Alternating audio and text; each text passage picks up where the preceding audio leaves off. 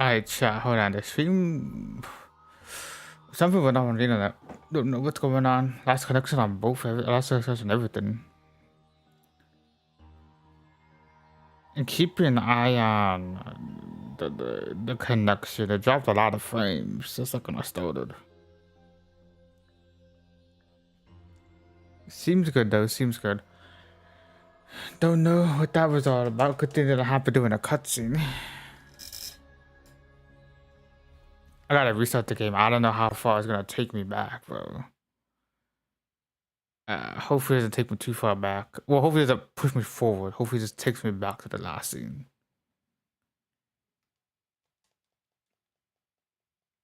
I tell you, man, it's always something, bro. Can't even stream. First time I get back to streaming, bro, and then, you know, and then I always gotta go out.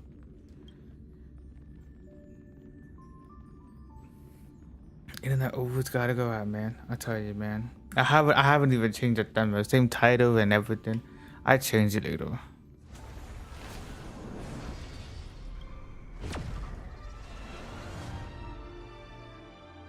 I think didn't I stream Star Wars one time and then I also went out? It's always, you know, it's always something, bro. I don't want to lie to you, which is why I will not use her name. We're back. Thank God this game got one from Ohio. The case lose connection put you right back where you left off. The third month of Amphoreus is the month reserved for the Veil of Evernight. So, place me into your memory using the name Evernight for now. I'm happy to explain more, just not now. We might have a lot of time to ourselves, but Amphoreus does not have that luxury. If we do not stop erudition and destruction, then the journey you've treasured so much will face the prelude to its obliteration. A countdown not in amber eras, but in days, minutes, seconds. So, take this gift. This burning core flame. This footnote of a transaction. It contains hope and the warmth of the entire world. Ripples of past reverie. She hid this fire in the long river of time, hoping that her wishes would transcend time to reach your hands in the future. Now, take it, and return with it, dear friend. Return to Amphoreus, and overturn the final era Nova. Witness the time that stood still for the Deliverer, and the resistance that never bowed to the destiny of destruction over the long years that passed in a flash. Then, with this core flame blessed by the remembrance, respond to their hopes and blaze a trail to the future. And I will silently watch in a corner of time, waiting for our next encounter. I believe the wait won't be too long.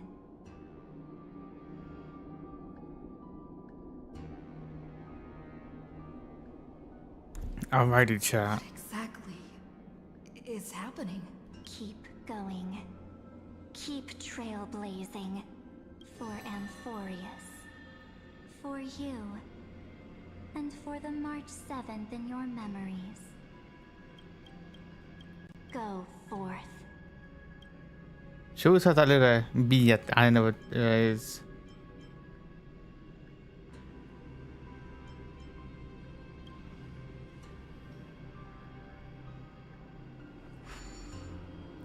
We all knew that, you know, I'm sure, like, you know, in general, like, you know, like us as players, we all knew that was March, but I'm sure even, you know, in-game characters knew, like, yep, March was always something. Like Candle 4931. That was a good shield, chat. I remember that, yo. Is this Akima? It's already night. That's not good. No one's here. And the dawn device off. It's like the end times are here again.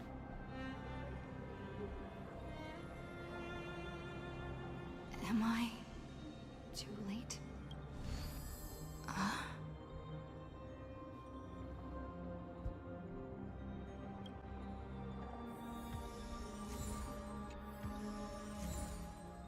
Alright, so far so good. So far so good. Hoda, what you gotta say? Hey Kyoto, can you see me? Don't bother responding. This is a pre-recorded video message. Thanks for little Amphoreus grant access to the Ultimate Protocol School, and I rewrote the progress of Era Nova while you were away. I guess if you don't have much time to listen to all the complicated principles on ours, let me break it down in simple terms if anyone can understand. Amphoreus can be racing has been racing down the path of destruction for too long, and its underlying logic of Era Nova has been completely corrupted. School and I put a lot of effort, but we could barely manage to overwrite a small portion of its logic. Let's take the progress bar as an example. Owen's top progress bar is code at 99.9%, though this we were in we could push it back to 96. Let's be conservative, let's say 97. Which is the crucial amount of it. Infrastructure Earth is too unstable. We don't know what conclusions might suddenly arise, or more rational courses of actions quickly to one another. So one should buy a cosmos a bit more time. Once you have dealt with troubling old intellectual, don't hesitate to start the next cycle of exploration right away. School said that the Era Nova isn't a process that happens in an instant, and the protocol natives of Scopus are probably at the most vulnerable only during the reset.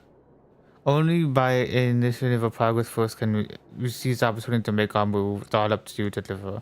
What happened to Cyrene? We get a doubt Cyrene pretty soon. Mouse took her, so. The chrono-cognitive anchor? It's left here. Someone put it here. Sarija? Nothing. There's so much I wanted to say for our reunion. Yet now that you're back, there's only one thing to say. Cyrene? Okay. Welcome back, friend. It's been such a long, long time.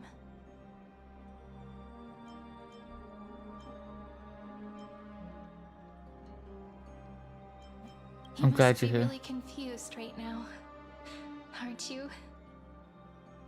So much has happened in Amphoreus while you were gone. And it was only just a few Don't worry. seconds. The deliverer can't afford to be lost, no? Now, please follow me and turn the pages of time and hear the words everyone left for you. I'll tell you the story of this 1,000-year journey. That way, it won't just be my memories alone. Cyrene can't hear me?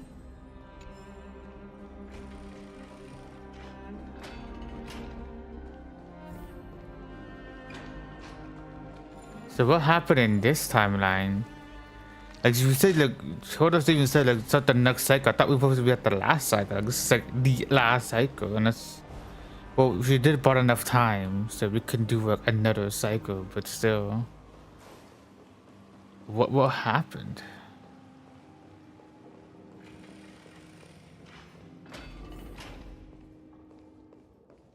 Look, the scenery of the past has resurfaced.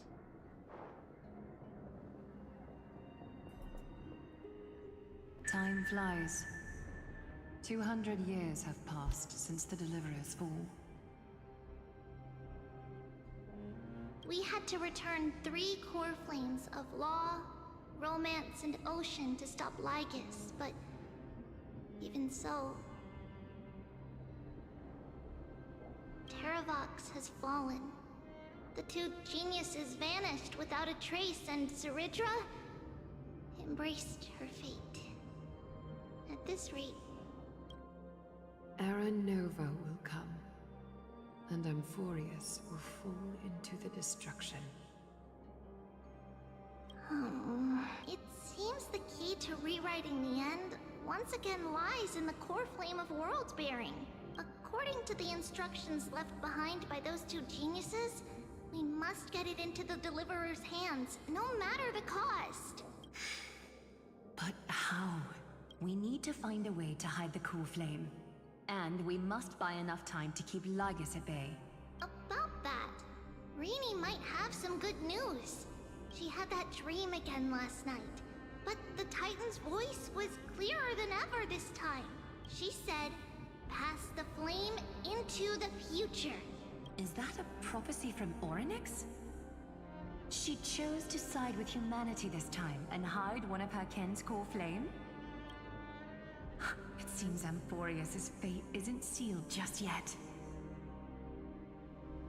You're right. History has changed. Humans and Titans are both giving their all to keep this world going. Perhaps a relay across the ages is finally about to begin somewhere out there. Unfortunately, life will never go smoothly. Hey, it's Cypher. Leiden's army is already at our gates, and their commander, that Lycurgus, he's right outside Akama. Light calendar 3960. Saridra, under the pretense of a campaign against Fagusa, sacrificed 500 Chrysos heirs to complete the trial of law. This tragedy shook everyone in Amphoreus. That same year, Saridra the Imperator was assassinated, after which Aglaia the Goldweaver took command. Thus began humanity's second flame chase journey, a path hanging by a thread. Come, this way.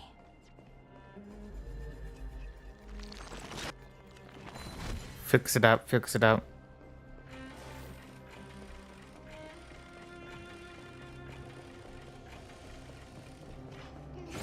Deja vu. Wait, I'm Mem? I'm out remembrance. Okay. The eternal holy city. The Memorial Palace lies in ruins. Countless mortals have perished because of your stubborn resistance.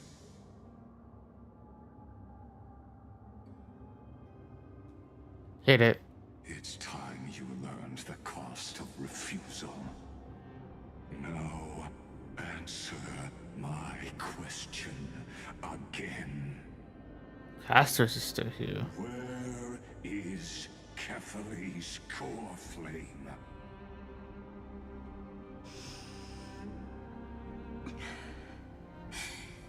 You really think you'll find it by razing the holy city to the ground?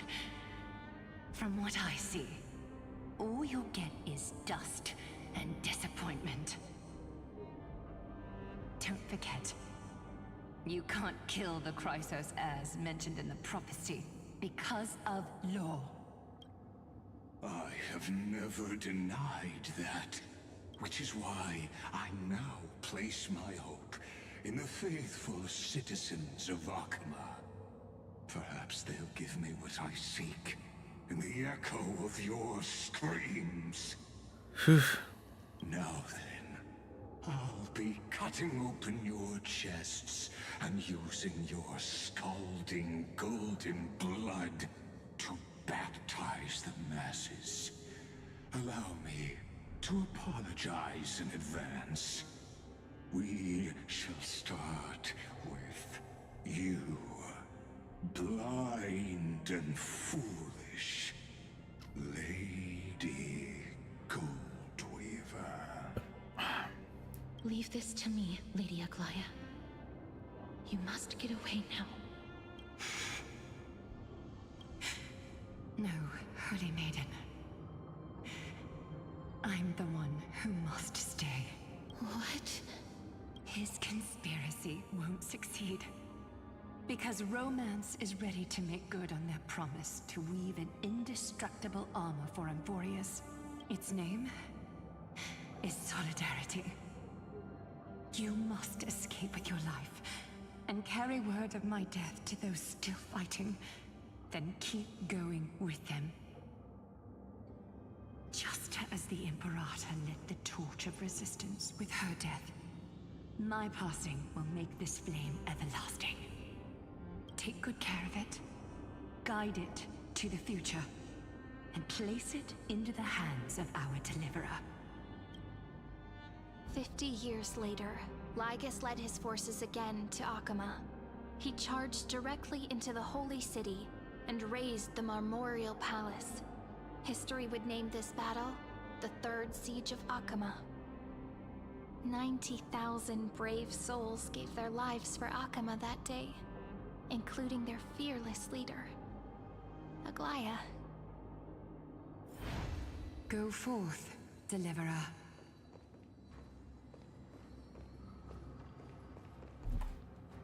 Avari.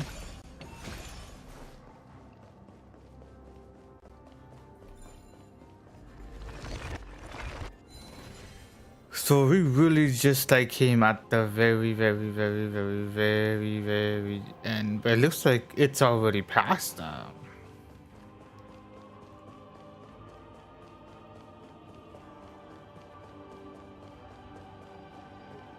So Amphoreus is not the one leading everything. Melts and the snows give way. The flowers will bloom again. You'll find me there. So what you're saying is, Princess Homba Cypher? just left, like that. Come on. Since Cass has made up her mind, we can't let her resolve be in vain. But between staying in Akama and going to Styxia, what difference does it make when it's death either way? I'm against relocating. With Kethale's protection, isn't Akama far safer than that dead city? Cass's plan doesn't involve any relocation at all.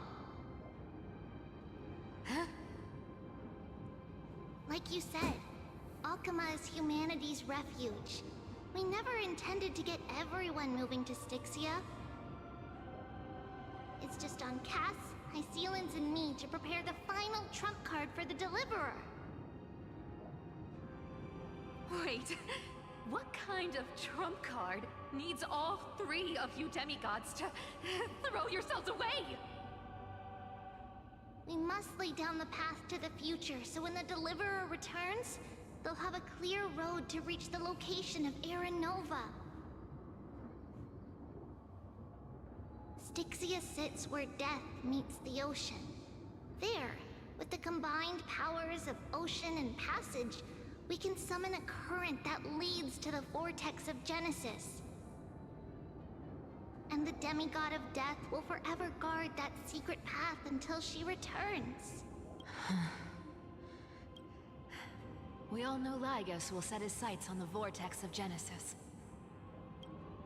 That's exactly why we have to do this. Guess I underestimated Idonia's Maiden of War. She's got way more steel than I thought. And Cypher, we need you to head to Castrum Kremnos as soon as possible. By any means necessary, forge an alliance with Strife. The prophesized Crown Prince has already been born. He shall become the new defender of Akama, protecting this land after we leave. You don't need to worry about that. I just came back from Castrum Kremnos. Only a step ahead of the news. Treeby, something's flying towards Akama, and it's really fast. Okay, hold up. What is it? It's a spear! It's the Kremnoans. Their king's already here. With the protection of the demigods Trebios and Cyphera, Akama endured wave after wave of warfare, though just barely. Castorus chose Styxia as the last resort, and completed the trial of death, causing the stagnant waters in the River of Souls to recede. Soon after, Trebios departed on a long journey. That same year, the Kremnoan king Euripon, along with his son, Prince Midamos, joined the Alliance to safeguard the Holy City in the Battle of Deliverance. Wow, okay, okay, yeah. Go on. And see you tomorrow. Oh boy, they always gotta say see you tomorrow, bro. It's like, they know what that means, bro. Breaking me apart buys this world even one more second. So there's no fine line for this So dude. be it. But it's gonna hurt a lot. Pain brings endless torment, but it can never destroy me. I believe that you were thinking the same thing when you stepped through the gate of infinity and jumped off that cliff.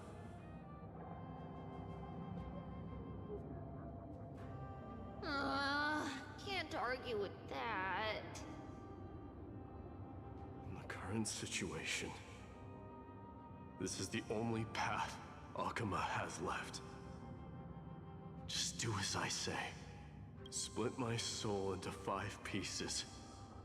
Forge me an immortal vessel. Let the blade of strife hang forever overhead. Locked in battle with their enemies to the world's bitter end.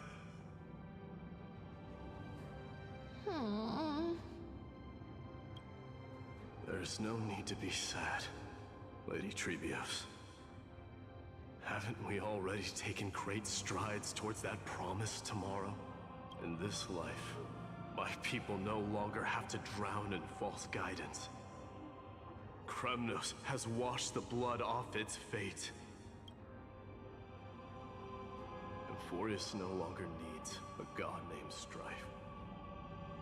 So let me shatter the former laws and turn the Lance of Fury back into a weapon that protects the world. We understand. By the way, can you do me another favor? The 7 sages from Grove of Epiphany are already en route. They'll arrive in waves to join the Resistance in a couple of days. Among them is a scholar named Anaxagoras. He has extraordinary insight and fears no sacrifice. This soul-rending ceremony wasn't just my decision. It was his counsel. His wisdom will surely be the backbone of Amphoreus' survival. Watch over him. Carry on this everlasting flame for me. Through Anaxagoras' ritual, the demigod of strife split his soul into 5. Courage, honor, tenacity, sacrifice, and reason. Each sealed in blood crystal and cast into battle. The people held a 10-day funeral to mourn their fallen god king. And through his sacrifice, humanity was granted 200 years of peace.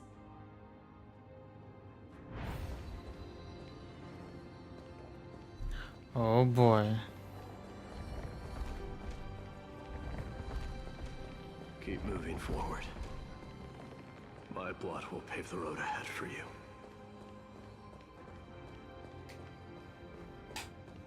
Keep moving forward, little Gray. See you tomorrow. We're moving forward. That seamstress wasn't wrong when she said a lie needs more lies to keep it together.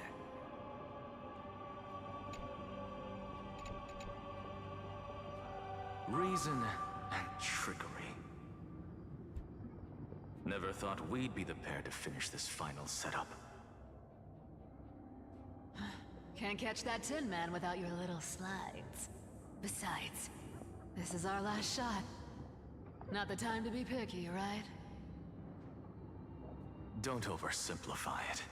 Lycus just found out Akuma's been an empty shell for the past 50 years. He's bound to be furious. At this rate, he could have done anything. That's exactly what we want. Rage blinds even the brightest minds. Doesn't matter how much of a genius he is, the principle still holds. Once he storms into the council and confronts me head-on, you trigger your alchemy with a boom and turn him into a caged beast. Easier said than done. You still have to pass yourself off as the deliverer without anyone catching on. And you really think a human alchemical array can bind a godlike being? That's just nonsense. What? Getting cold feet? Or you just don't believe in the almighty worth of the demigod of trickery? Just tell me straight. Can you do it or not?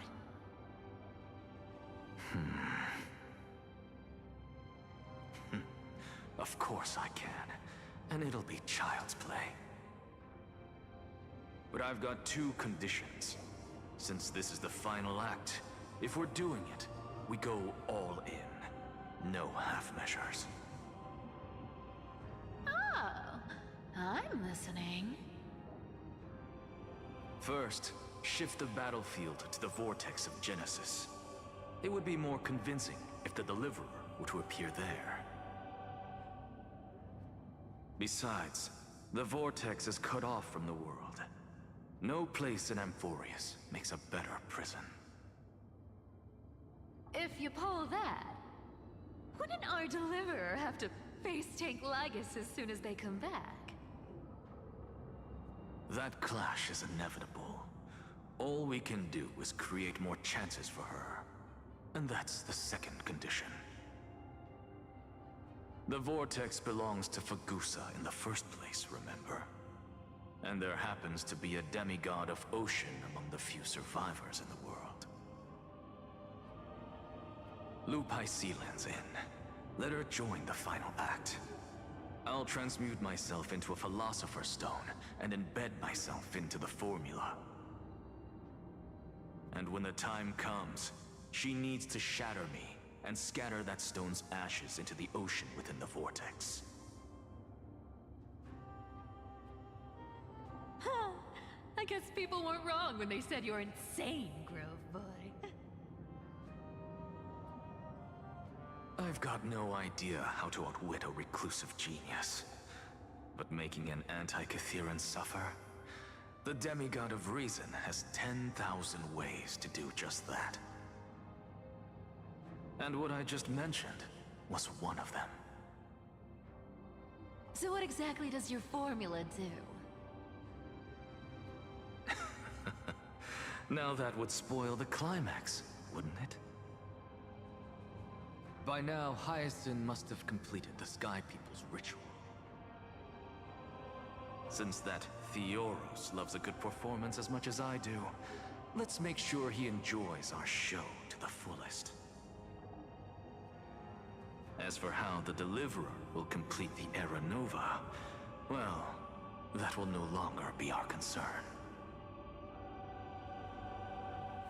It was the last battle known to the world, initiated by two demigods least suited for war. In Yeah, the the crazy ones. reason and trickery kept their word. At the cost of their lives, they sealed Lygus within the vortex of Genesis, where he remains to this day. Go forth. Finish the greatness left undone. Alrighty. Look at Anaxa, look at him. Quit overthinking! Just run! Keep running. That'll be enough. We running. It's dead quiet here. Akuma will stand eternal. I totally forgot about My sister's Hyacinth. lie is crumbled after all. Where's the fat? Where's Chunky at? But Little it's Ike, alright, where's he at? because all of us have fulfilled our purpose by now. When the Deliverer returns, no matter where she is, sky will turn clear, and a rainbow bridge will rise, carrying her to the final battleground. Sairi, this arduous relay is finally nearing its end. Now, I'm passing the final baton of fate to you, okay?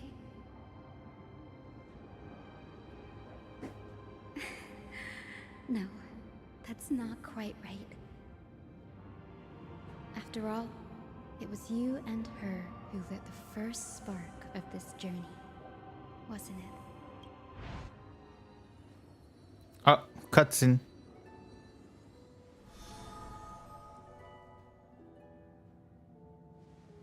I'll tell you the story of this 1,000-year journey. That way, it won't just be my memories alone. And I'll share the moments I spent with you with everyone. That way, the path we walked becomes a memory shared by all.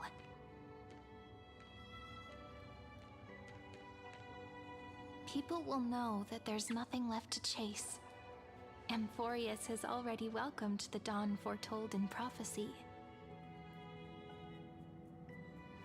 Just like I said, this won't be harder than the last time, right?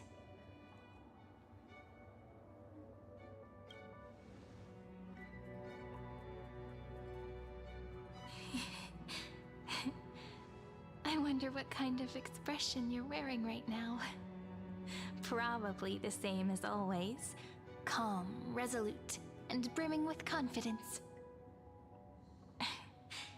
If I have the chance, I'd love to see it again. Because it's really been far too long since we parted. Yeah, so she's already done, bro.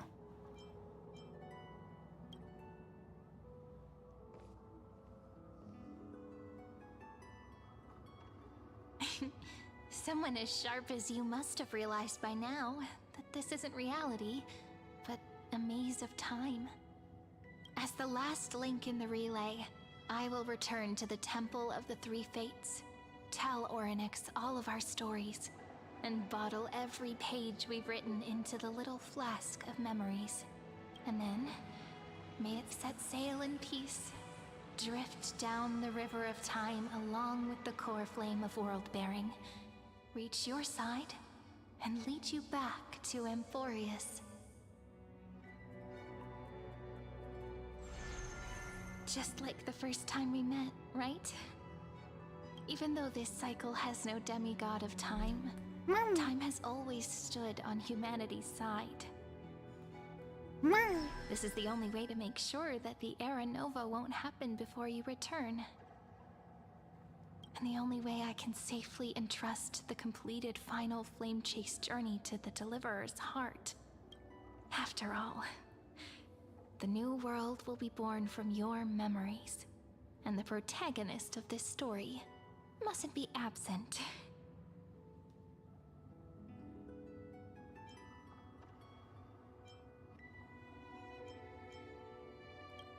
Yes, yes, yes, yes. I believe you will never let us down, just like always. Do you remember when Finan sent us back to the beginning? When you and I got separated?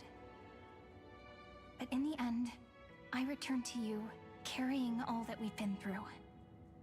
That's what memory is. It may wear down and fade in the river of time, but it never truly leaves. When that hidden corner of the heart is stirred, the past returns even more beautiful than before. So don't worry. Let the 33,550,337th Flame Chase journey become part of you too. I've gotten a lot better at it with the experience from the last time. Next, you will head to Styxia and find the Vortex's entrance guarded by the demigod of ocean, before charging toward the final battlefield.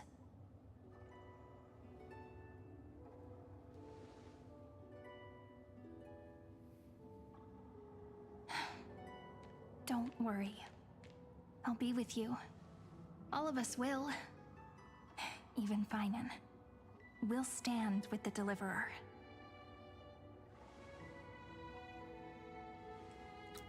So say a short goodbye, then set off. Just like we promised at the start.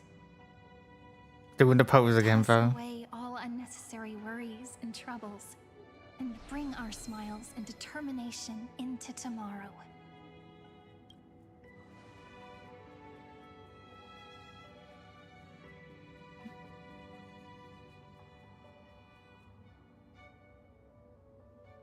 The last baton. I wonder how long you'll have to wait before passing it on to her. No matter how long it takes, it's okay. Waiting is what I do best. After all, it took 33 million cycles for her to arrive in our world. What's a few moments more? Let's go. Let's do it. Sayuri, what if you wait and wait, but that hero never arrives? That won't happen. Because I know that no matter how long it takes, she'll definitely return to this place. We can't let her down.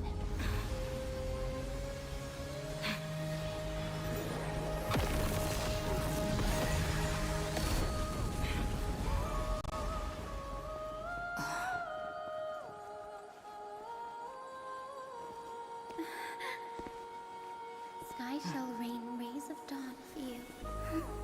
May romance be with you on your journey. And reason grant you enlightenment. Let strife bestow you with inspiration. Trickery ensure your success. Allow death to protect your soul.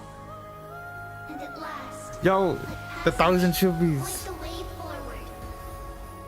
Well timed. You actually showed them all. Remember the Trailblazer's journey.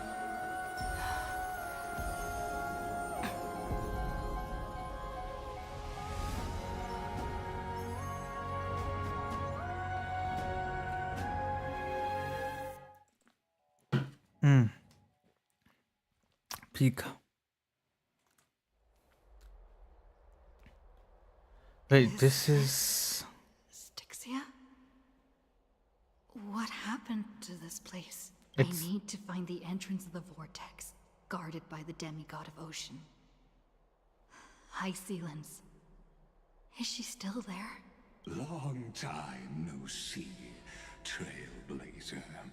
Generation after generation of Chrysos heir heroes have tried to defy fate with their blood and tears, either voluntarily shattering their souls or waiting in eternal solitude. But alas, fate can never be defeated. Reason and trickery may bind my flesh, but my will shall never fall silent. So the demigod of ocean, the Dux Gladiorum, High Sealens, sought to bring me into a fantasia with her voice and drown a genius in slumber. But alas, it was all a hopeless dream.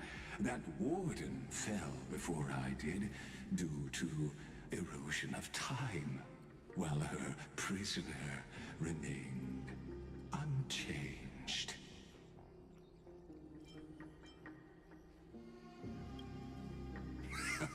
True, I can't leave this place, but what of it? You should have heard of this fable. In a shadowed cave lived a people, imprisoned from childhood, and chained so that their legs and necks are fixed, forcing them not to look around at the cave, each other, or themselves. Behind them is a fire, and before them loomed the stone wall of the cave. The flames cast shadows, while the rocky surface threw back echoes. To them, that false play is the whole world. Yes, I'm trapped in the cave, but I know it's all just a fleeting illusion. I don't struggle in dreams. I wait. And now, my deliverer has come to defeat me and save this world that never owed you anything. Oh, you'll need to awaken the singer here and unseal the prison called Vortex of Genesis. You'll be the one to unshackle me,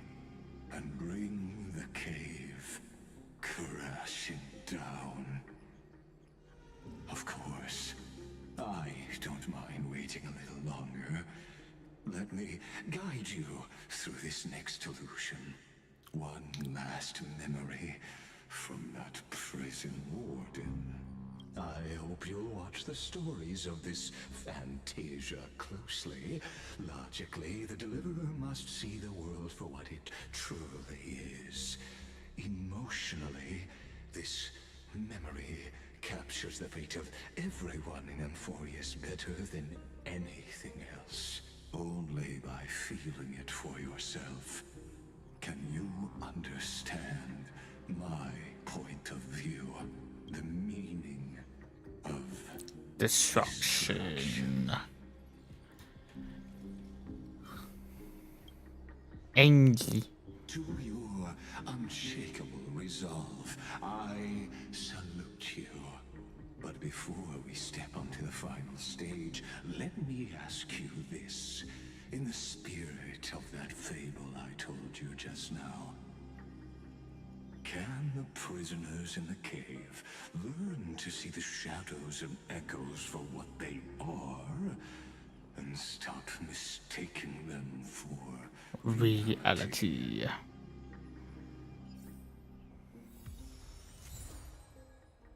So we got the anchor back. Alrighty then.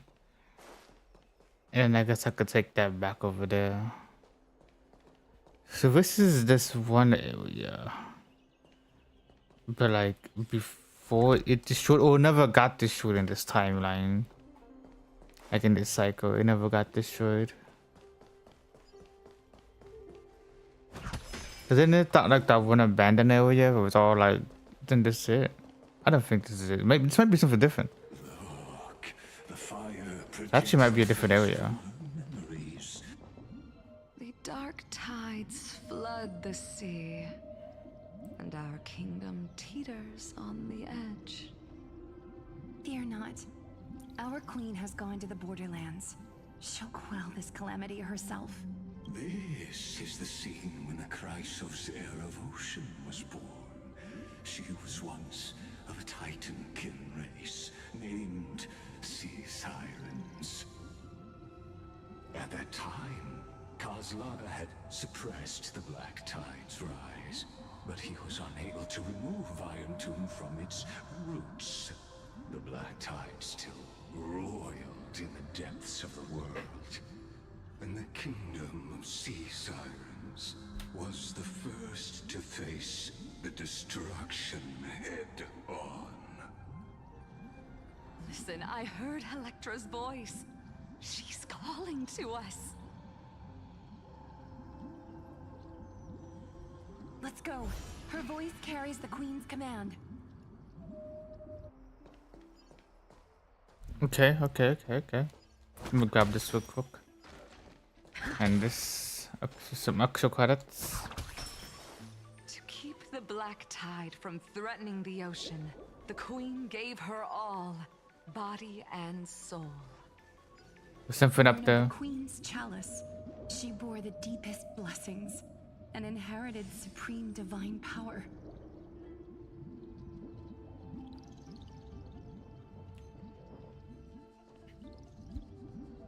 My sisters, you're finally here. Of course, Electra. Your beautiful melody drew us here. Her true name is Electra. This is a reflection of her former self, clinging to the past with aching defiance. The Queen summons us. She must be near exhaustion. The Black Tide will soon enter our borders. Then what do we do? Will our seas fall to darkness and terror as well? Don't worry. We shall lift the chalice in her stead to catch the Black Tide, and stand together to safeguard our realm and its people. Such tiny Titankins, thinking they can stop the tide of truth. How naive. And that naivete is the root of all suffering. Alright, cool.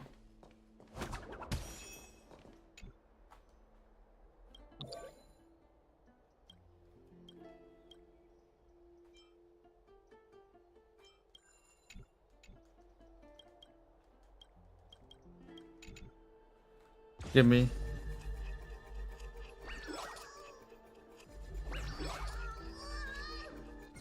There we go.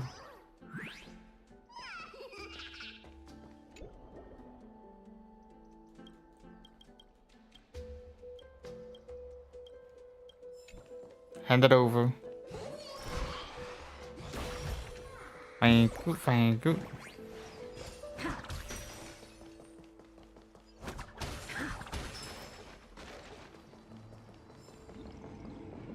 Do I have to do that puzzle? I think I could skip that.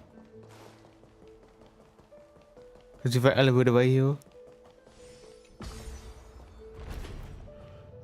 The Queen's palace lies just ahead. Even her once graceful form is now tainted and drowned in dirty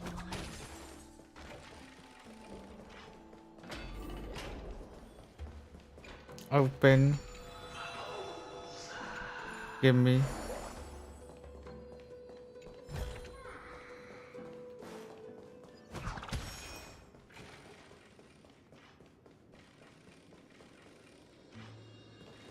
Just loading up the area.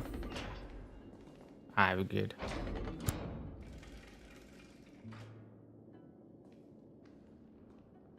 Oh, Fagusa, our noble queen, we've come at your call. My little fishlings, you swim with such joy. It pains me to speak of the kingdom's sorrow. I once believed I could drink the black tide dry, but even the deepest chalice must one day overflow, and I can hold no more of this filth. Mother, worry not. We're all children of the sea. Let us bear your fate together. We'll take up your mantle and drive back the black currents. We'll mend your sacred chalice and take in the cursed filth. My little fishlings, when the spear of strife falls, you may retreat in peace. I promise you, on the surface, the city-states will hold a feast without end in your honor. This is the last gift I can give you.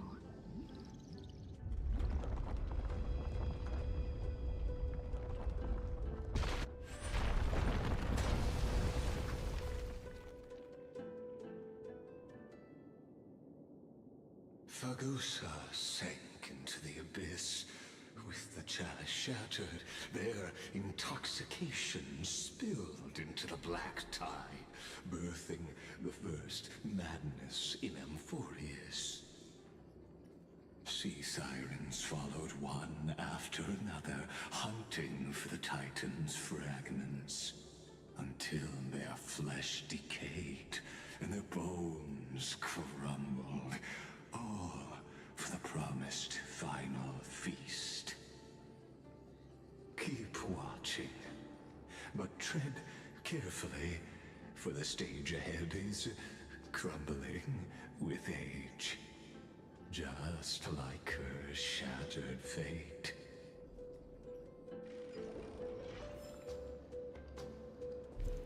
Alrighty. Clinging to the past only blocks the road forward.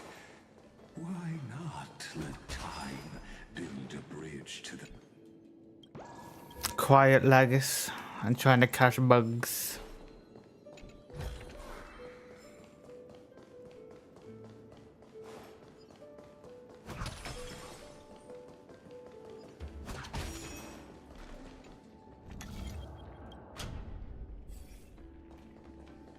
Alrighty, not bad.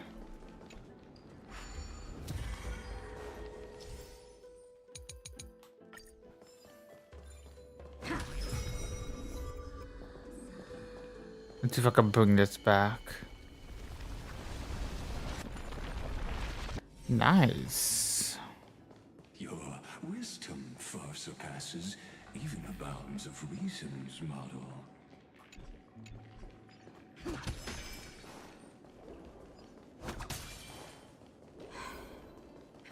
Can't get through. Looks like I'll need the miracle orb nearby. That's cool. The ending was written long ago. Even you cannot rewrite it. Just like this poor chandelier.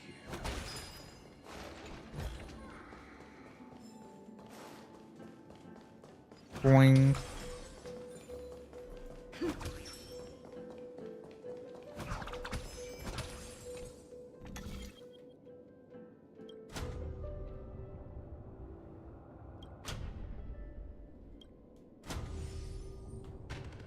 There we go. I'm about to say. Alright, we got it.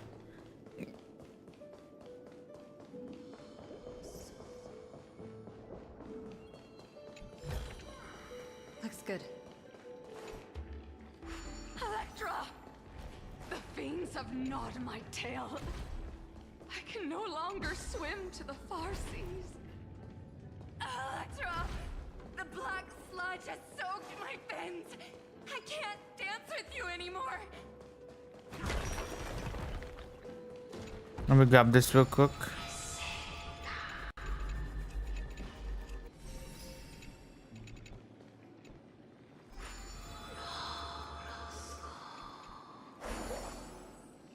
Alright, we're good, we're good, we're good.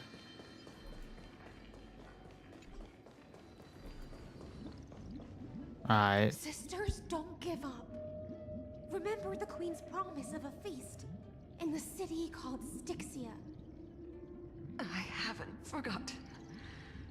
It visits me in dreams every night. I dreamed of a shining city, its lights piercing the deep gloom of the seabed. I dreamed of children placing garlands on our bone horns, and poets praising the sea sirens for shielding the world. But what a shame. We can go no further. Please, sing to the humans for us. Sing of the deep sea's legend in our place. Feast. Song. Electra.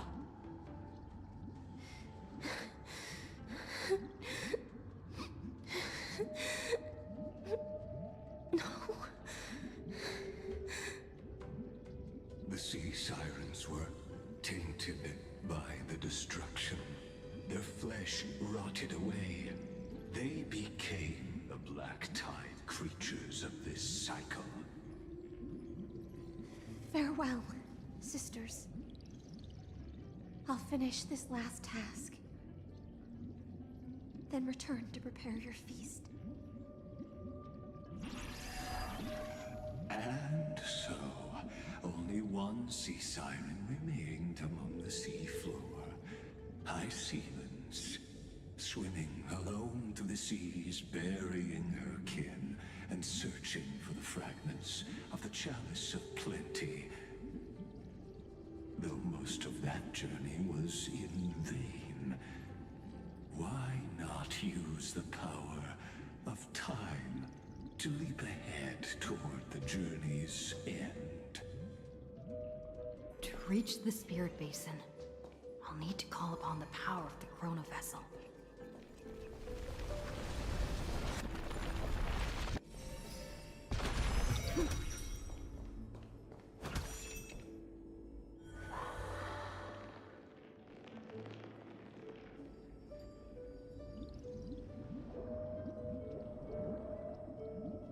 At last, the chalice of plenty is whole again.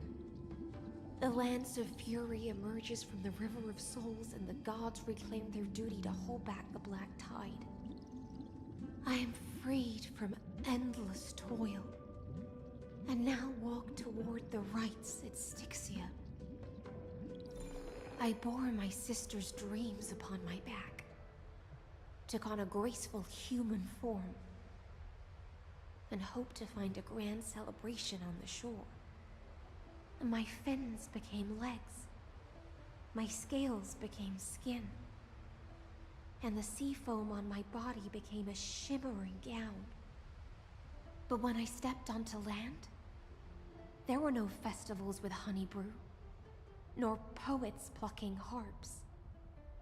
Only silent death, drifting gently along the river of souls. When she fulfilled her wish, she only found Styxia to have already repeated the mistakes of previous cycles, and was swallowed by death. Hopes and promises are nothing but the foam of dreams. I am a sea siren, a vessel born to contain the tides. Now that my task is done, and the promise is broken, how am I to go on in a world drowned in shadow? Fagusa, my noble queen. She evaded my questions with drunken stupor. She told me a grand feast awaited me in the surface world. So I wandered lost, groping through the dark. The feast she spoke of. Where is it? Lonely Blade, I shall grant you everything you seek.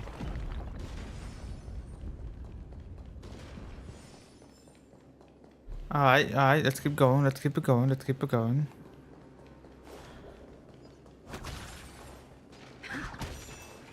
I'm just double checking everything real quick.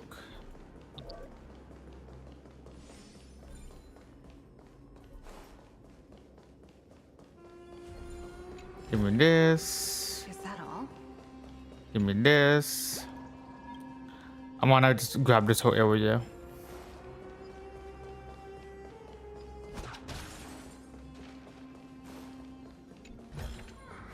Looks good. Looks good indeed. Hit it.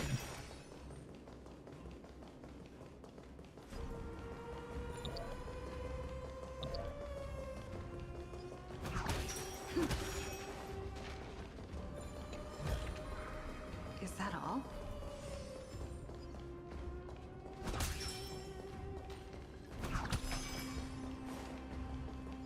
Grabbing this. I'm not doing that puzzle until later.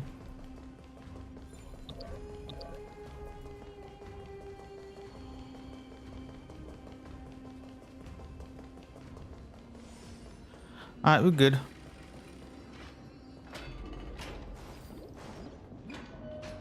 After wandering the surface for ages, the lost sea siren met her future conspirator. You quelled the wars alone and forced strife into retreat. This swordfish that commands thousands of legions, whom does she serve? Yes, Ceridra, long before she became the Imperator, was already burning with ambition. Sovereign who follows prophecy. I am no one's sword. I am just a wandering fish, seeking clarity through bloodshed. Then how about letting the sword dance for me? And letting the violin sing in my name? Tell me, what is it you seek? All I want is a feast where I might belong. Such a demand is trivial with the Sovereign's authority.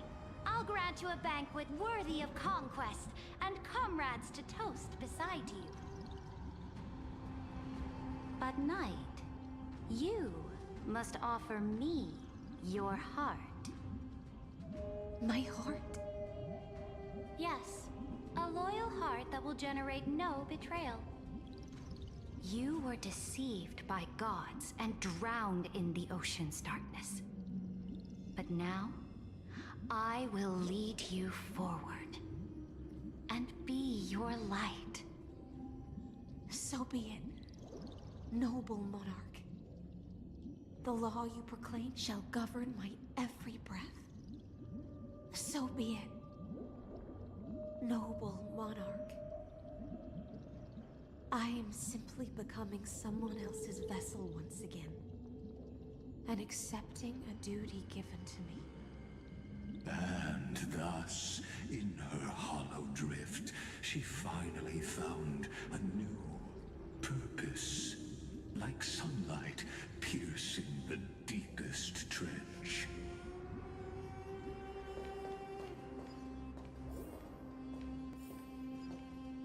Alrighty, we're good, we're good, we're good. Move it forward, move it forward.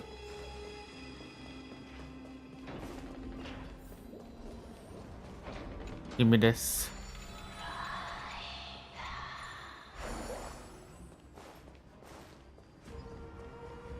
Please take two. Hit it.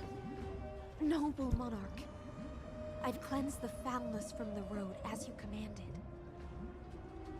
My blade, you've helped me ascend and take the crown. Ask, and you shall have your reward. What I desire is the same as before. A feast. Look, I've prepared you a grand banquet. The finest honey brew and tributes await. Fish are drawn to light by nature, for the deep sea knows only gloom. Now I found a flame. It may scald and burn, but it's the only light. Come, let us join the feast. Perhaps the path forward lies hidden among the revelry.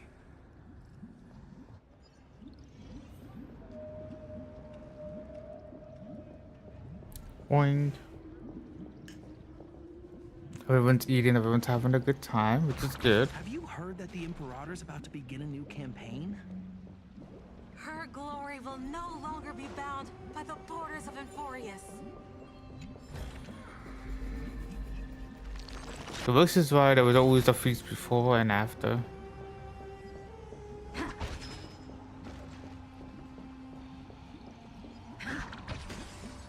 Even the lion.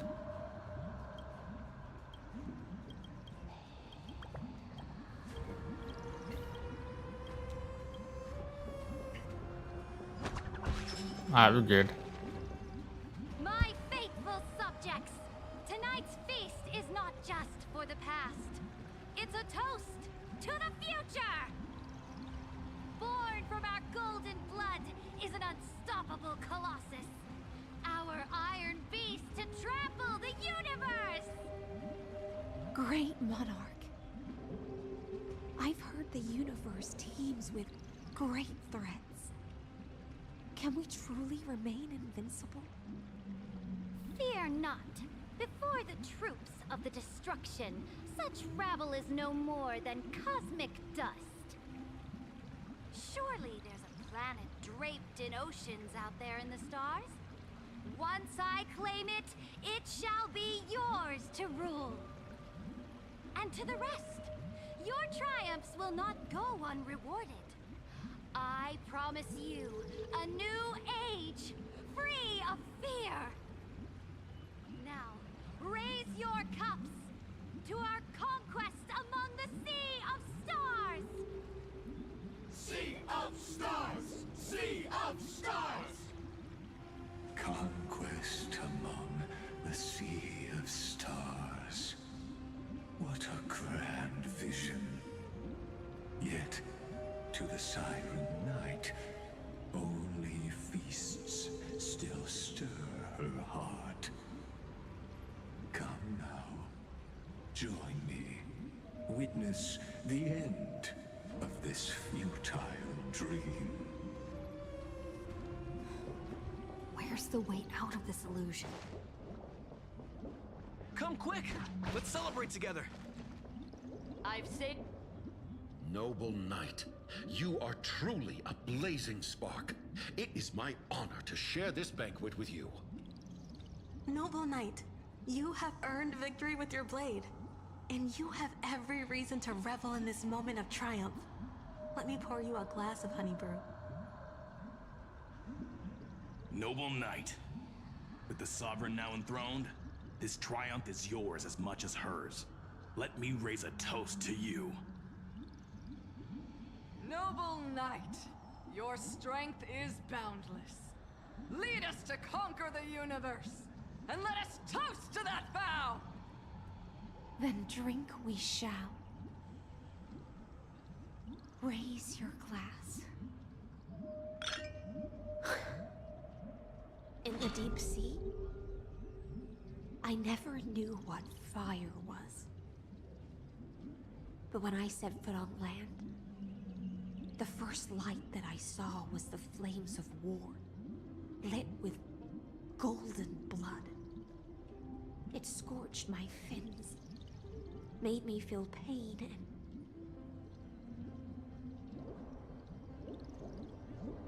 ignited an unprecedented hunger. A hunger that flickers in every hero's heart. So bright, yet so blinding. Look! The monarch herself has taken her seat! Hear that? The court sings her praises! Come! Join us and praise her glory. Alright, let's keep going, keep going. One eye of hers sees glory, the other sees corpses. And yet, she cherishes the name of glory more than fear and death. As they say, the coward died 1,000 times before his end. But the brave face death but once, which gods stand witness. On the eve of war, we sang our hymns and set our sights to sail beyond the stars. The legions will climb aboard the beast, riding it like currents across the cosmos. Planets after planets flew the flags of her crown. Realm after realm was ignited by her flames of war. As the final resistance fell silent, a vast empire rose from among the stars. And this small pond at last embraced prosperity and peace. That's how the story ends. Tell me, visitor, in this dream, did you enjoy the show?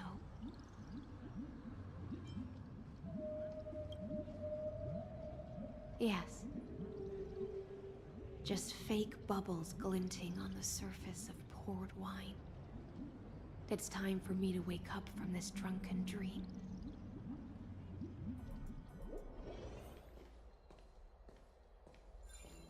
Alrighty, let me grab this real quick. What I say? Wasn't letting me grab it.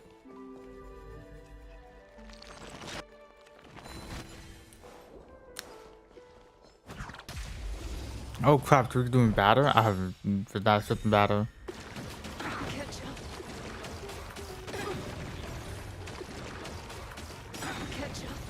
Joining the battle.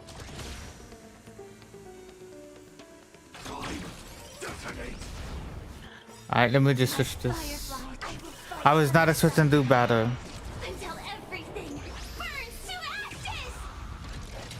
I shall set the seas ablaze! Live to fight! Fight to live!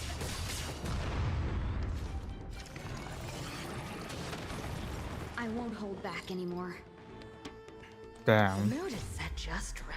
Let the show begin! I should have done this earlier. Shall we unite our goals? You've arrived, huh? Dreams do come true.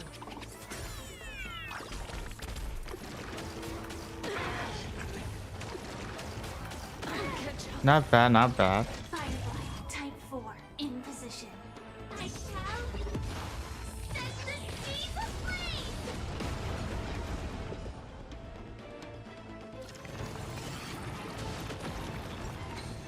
Clouds are easily scattered.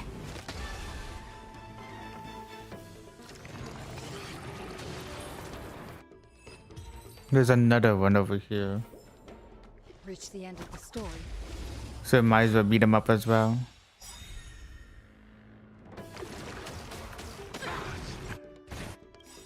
Slice like a good brew. Full my friends. Indulge yourself. The mood is set just right. Let the show begin. I gotta get that health back.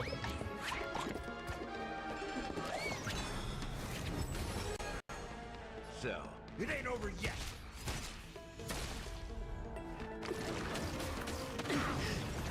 Sam in position, executing attack. Like Firefly, I will fight for myself.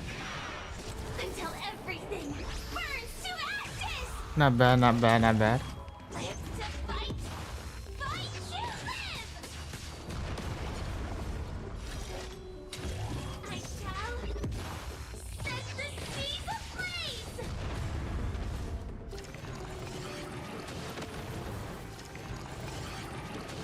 Alright, we're good.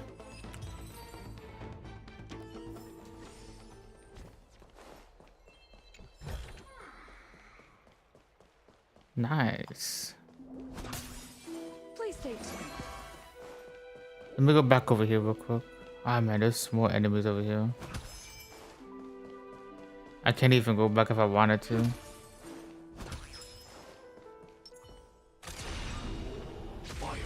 Oh, I managed to get an enemy.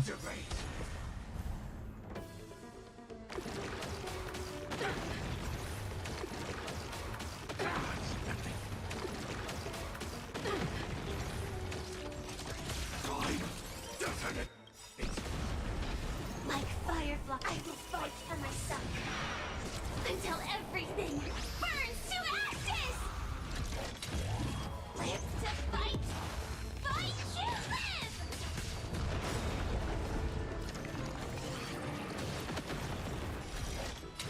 Hit it. Set the seas ablaze!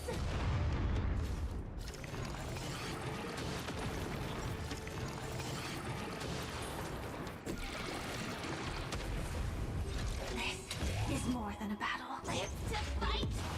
Fight to live!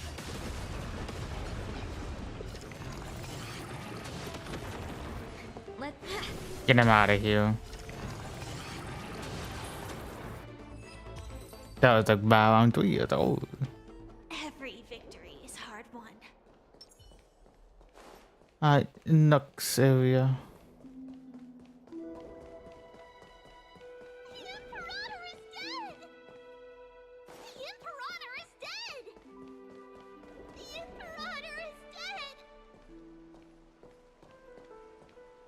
Okay, okay, okay. Please stay tuned.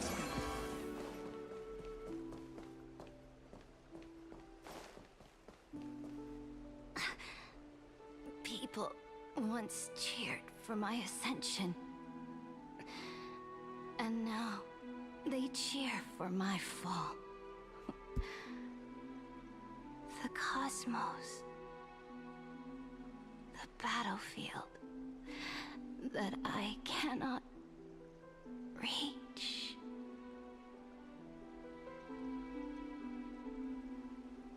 Before the Sovereign's conquest reached its end, her life and ambition had already been swallowed by the deep sea. This is the true ending. Her grand designs torn apart by the blade. Her regal robes soaked in golden blood. And the one who struck her down? The one who struck her down was her most loyal Gladius. I don't need to explain myself. A fish in a pond has no hope against the surge of fate. I wandered the shore, found a flicker of flame, only to snuff it out with my own hand. I don't understand. If the ocean's feast, the Imperator's dream, and even Amphoreus' existence are all illusions, then what's the point of our journey? When the Deliverer returns, I will let this absurd celebration come to an end. But Greyfry, I can't help but wonder how I dearly wish this feast of the Flame Chase would never end. It seems she sensed your presence. The Fantasia's foundation is starting to crack. Let's return to the prologue. Remember the allegory of the cave? Can the prisoners in the cave learn to see the shadows and echoes for what they are, and stop mistaking them for reality?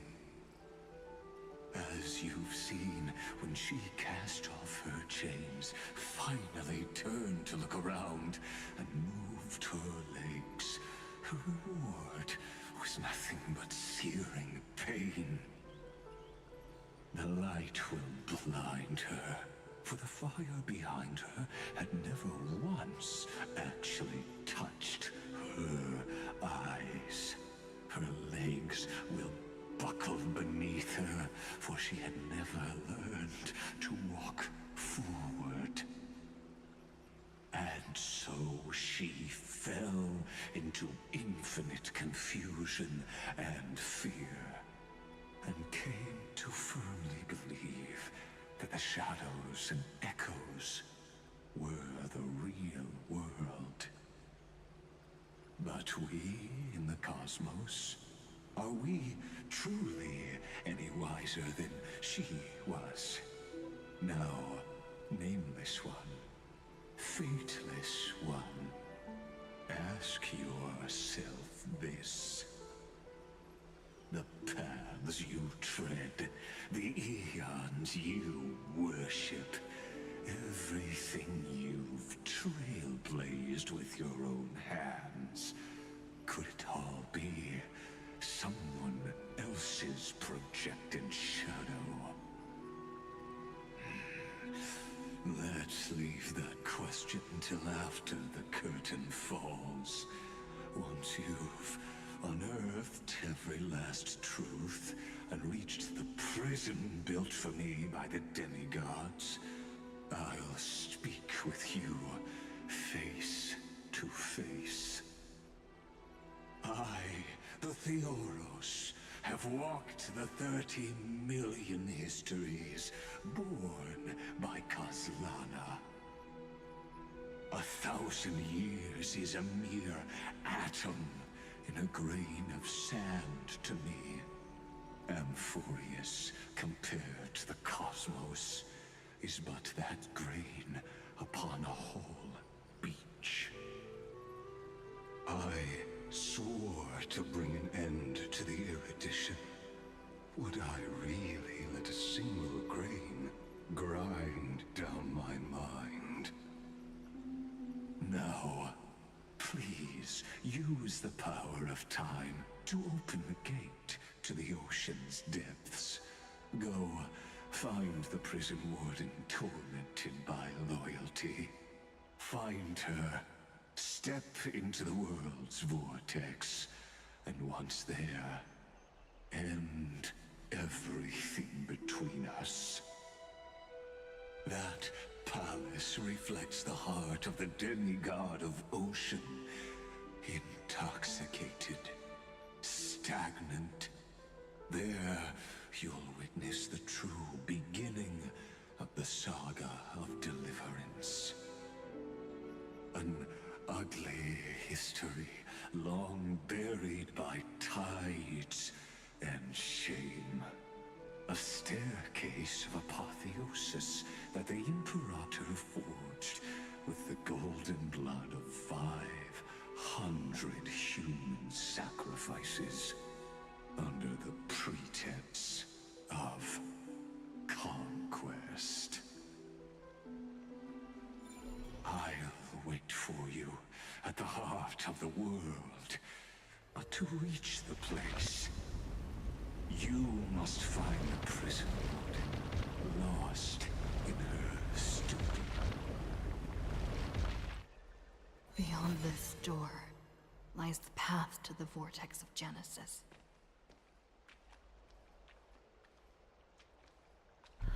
Alrighty, chat. Here we go. Oh.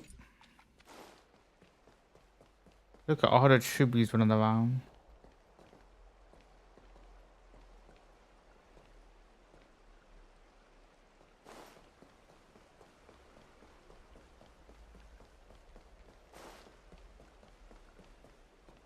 Damn. Alright, well, let's get it going.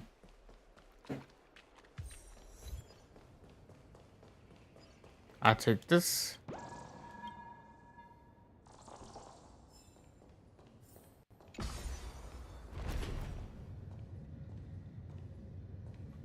Now step away from this false banquet. And then onto that bloody stage. We got our full health.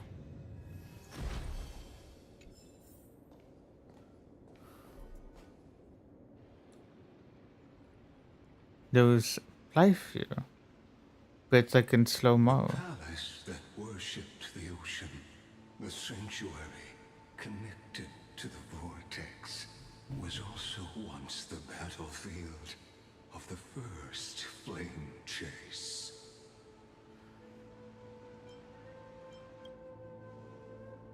Her exuberant song halted the passage of time in this place, imprisoning my body and shielding my soul from deterioration. All just to await your return. The twisted time and space reflect her confusion.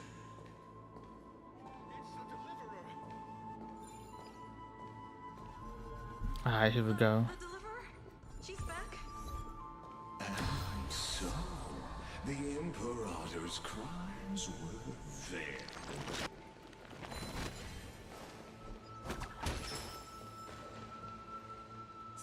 Stay away from Apollonius. This cup of honey brew. Run, Virginia. Dux Hakalithist. We can't give up here. Love steeped in death. How delicious.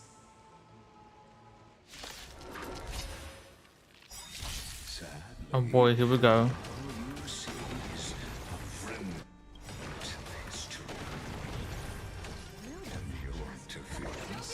And so we fight.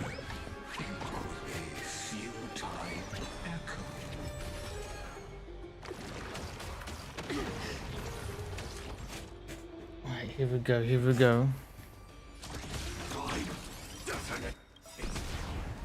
Like Firefly, I will fight for myself until everything burns to ashes. Hit it.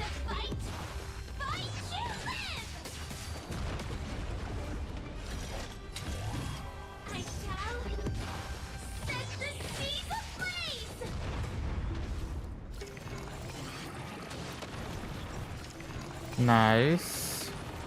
I won't hold back and don't look back. You've Take your positions. Let's improvise. Live to fight! Fight to live!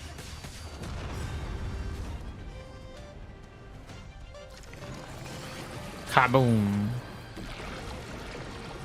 Firefly, type 4, in position. I shall set the seas ablaze! Do this. The mood is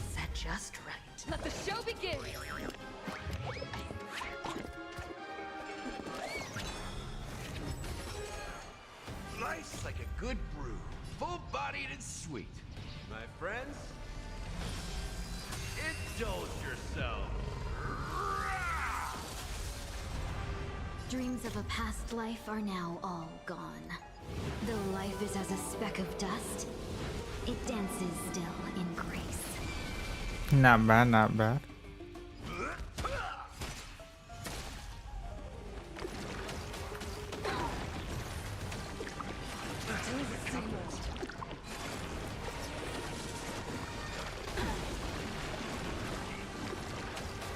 Recalibrating.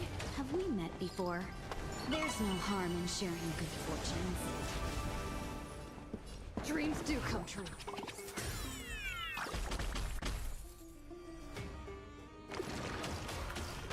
Damn. This is more than a battle. Live to fight! Fight to live!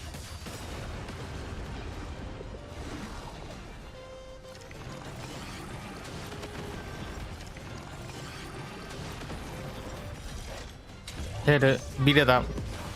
We're getting that done. Not bad at all. Look. I chased the enemy away.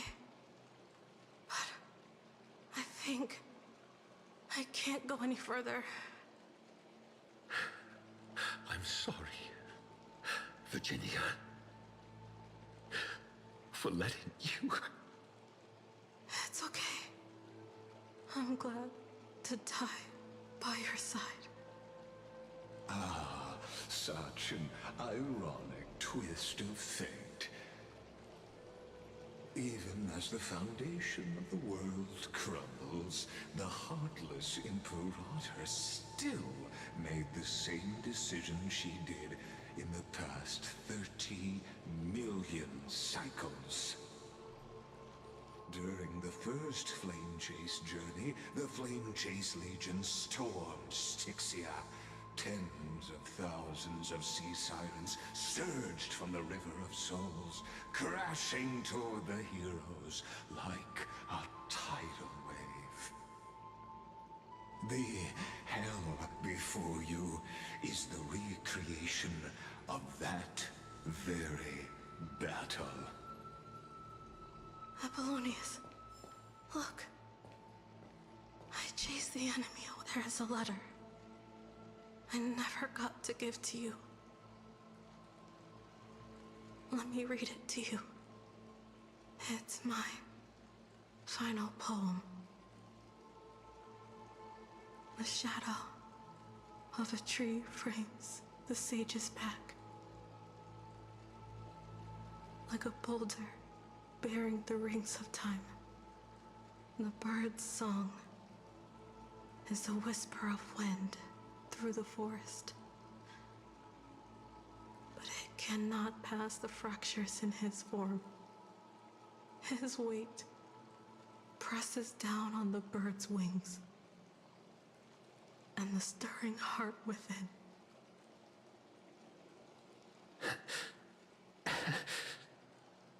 I always wanted to tell you. You look beautiful when you read poetry.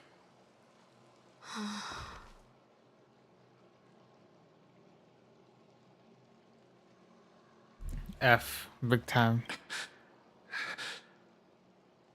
Virginia, see you in the new world.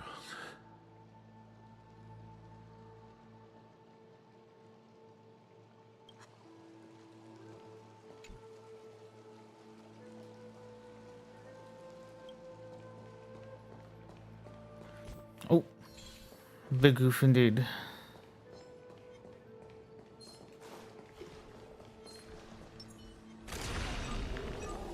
Take these guys out.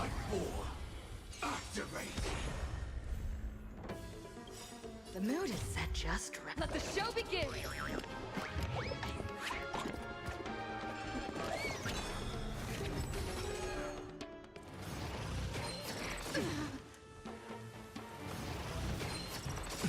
Damn. Nice like a good my friend. I'm gonna have to do this again. Indulge yourself.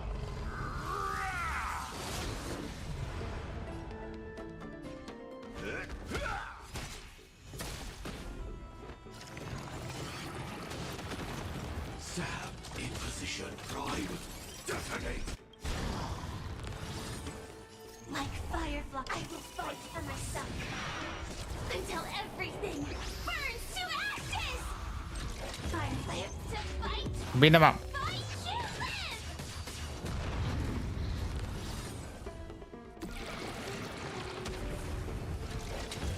I shall set the seas ablaze.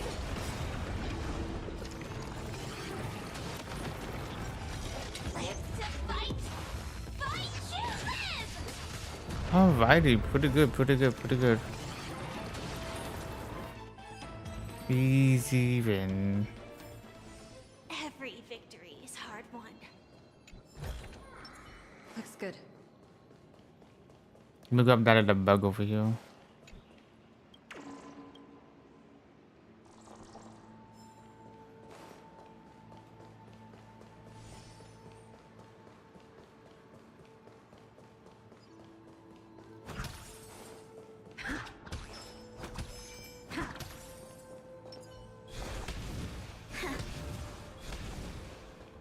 How am I gonna get rid of that?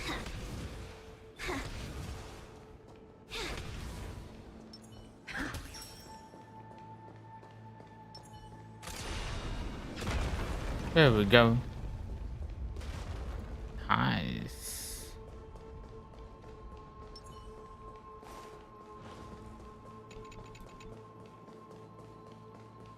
Nothing? There was nothing here?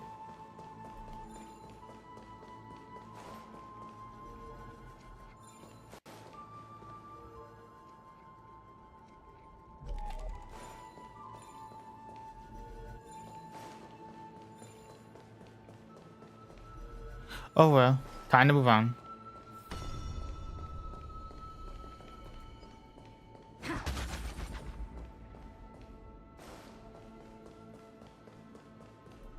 Let me grab this real quick.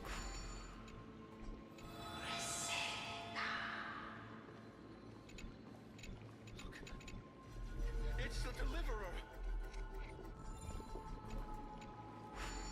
The deliverer? She's back? It's so slow.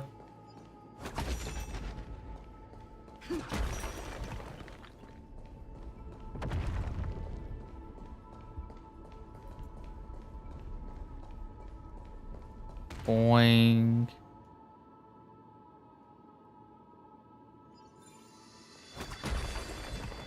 It's the deliverer.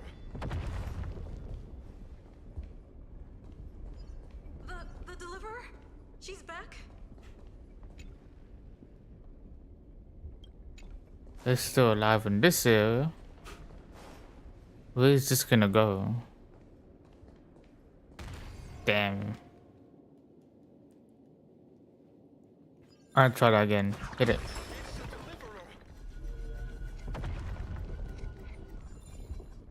The deliverer? She's back? As soon as this thing finishes moving, move on.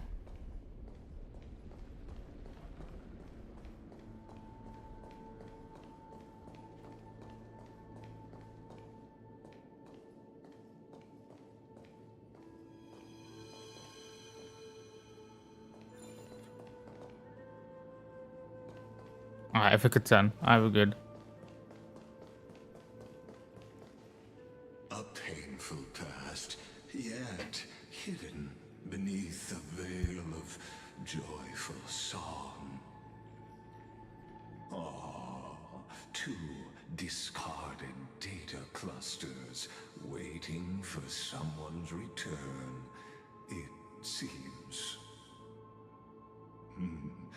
Relive the history, then pass through the temple's waters and come to my side.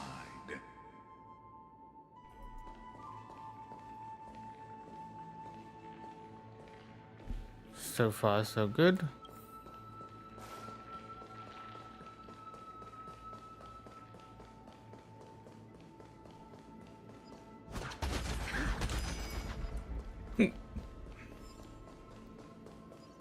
Can I go down there? No. Damn. Not yet, at least.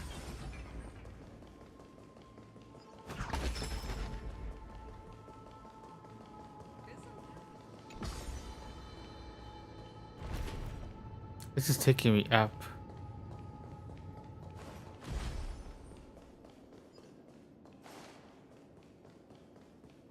Which I don't even know if I'm supposed to be doing this, but it's like all positive stuff. I'll come back and do this.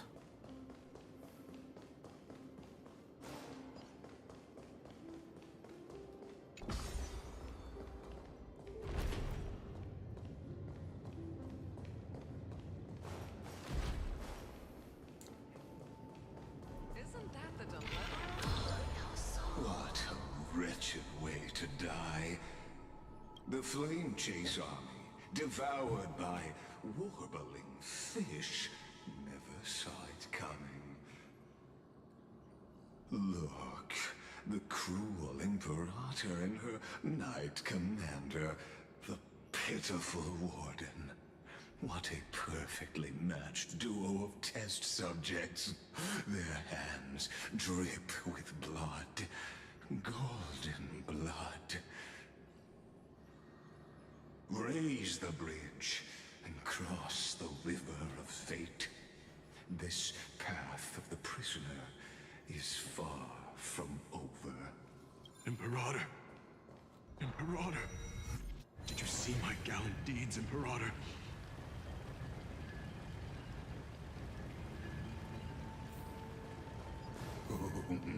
A sovereign and the sword at her side. Let's do it. Imperator, why did you... You're here, Dux Gladiorum. You ordered me to seal the sea route and handle threats from the rear.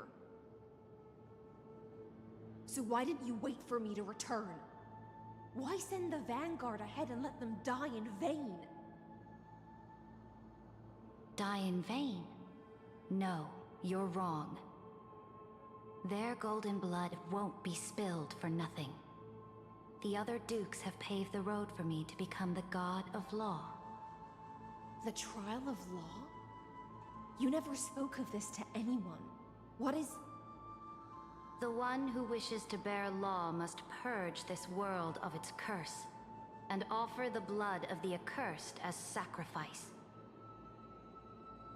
I pondered long on what Talantin meant by blood of the accursed. Then, I found the answer. You, I, and every Chrysos heir summoned by the prophecy are the accursed ones. Just like that arrogant Theoros said, our golden blood is the agent of destruction, the antithesis of the world's fate. Dux Frigoris, Dux Brumalis, Dux Helcalethist. Their fate was sealed at that moment. Dying on a glorious campaign was the final gift I could give them. You speak as if they didn't die because of your cold-blooded schemes. Was their loyalty meaningless to you? Losses are a constant on the Flame Chase journey, among which even life itself holds little value. If a subject marches to war without that conviction, then yes, as you said, shallow loyalty means nothing. And what about my loyalty, Ceridra? You sent me away under the pretense of guarding the rear. Was there any shred of humanity left in you? Because you still have a duty no one else can bear. Only you can uphold Fagusa's divine authority.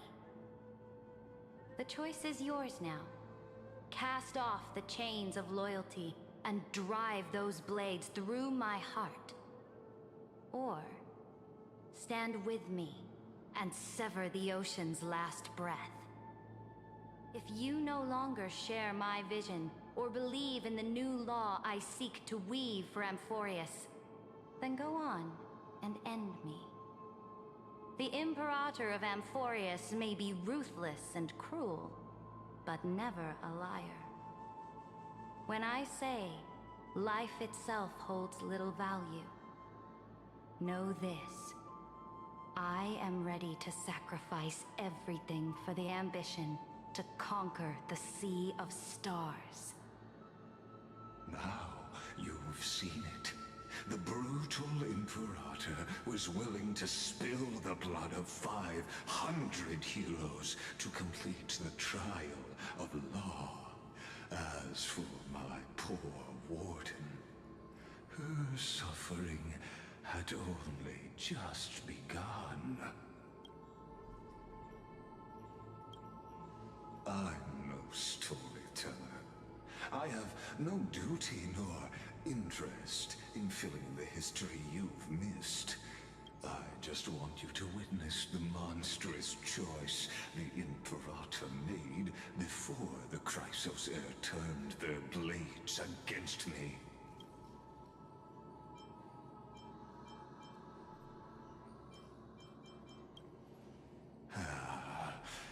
I gave up on using words to solve conflicts 2,000 years ago. But I won't squander a chance, not even a sliver of one. If there's even a crack in the walls of your conviction, then my victory is already assured. Now that the past is settled, let's turn the page and bring time back to the present. And dive deeper still, until we reach the very bottom of the abyss.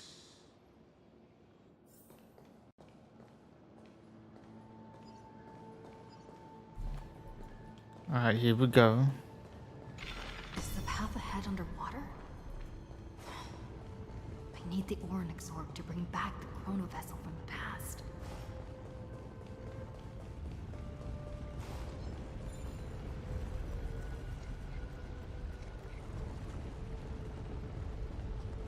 It showed something like a boss or something. Oh yeah, enemy.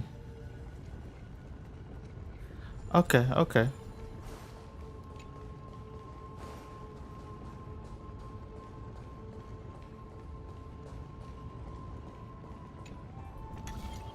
Shatter the vessel of time, and let this stagnant pool start to flow again. Just like the broken fate of this hidden gate leads to the vortex. Hurry now. The time of our reunion draws near. This hidden gate leads to the vortex. Hurry now. The time of our reunion draws near, Deliverer.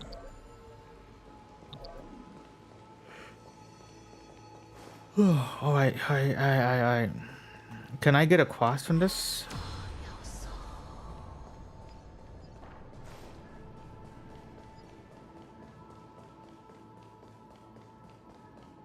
I have an idea, chat. Imperator. Imperator. Did you see my gallant deeds, Imperator? I'm just gonna take a guess, and this it did.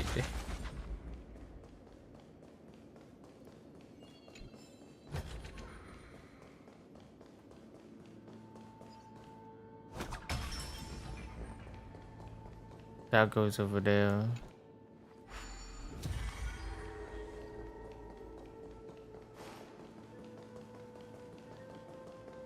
Alright, we gotta walk all the way back around.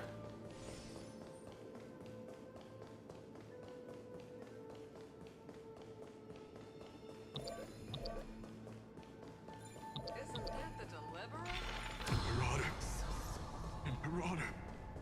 Did you see my gallant deeds, Imperator? The Deliverer.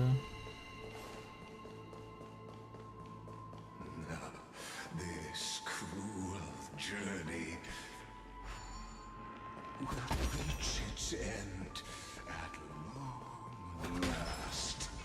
Here we go. Give me. Is that all? You've been silent a long while, Dux Gladiorum. Starting to doubt your decision? Save your breath. The vortex of Fagusa lies just ahead.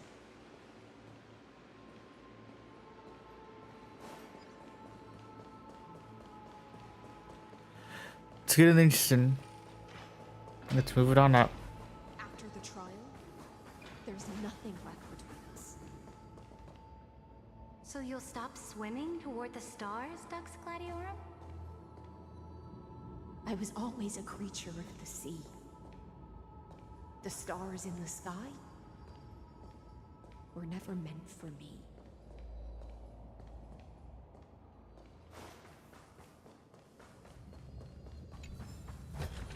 Looks good. Sweet.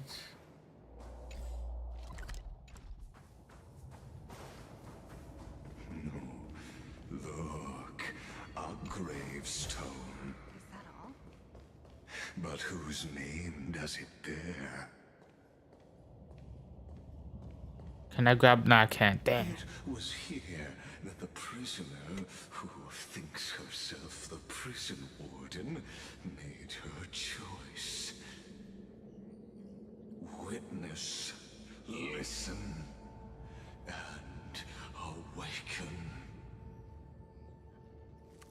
Dux Gladiorum, I've lost count of how many times you've stood here over the past centuries. You talk too much for a prisoner like Kyrgyz.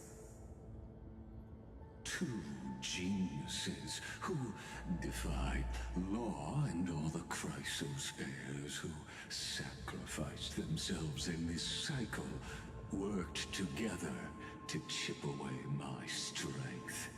But they, you, can never affect my will.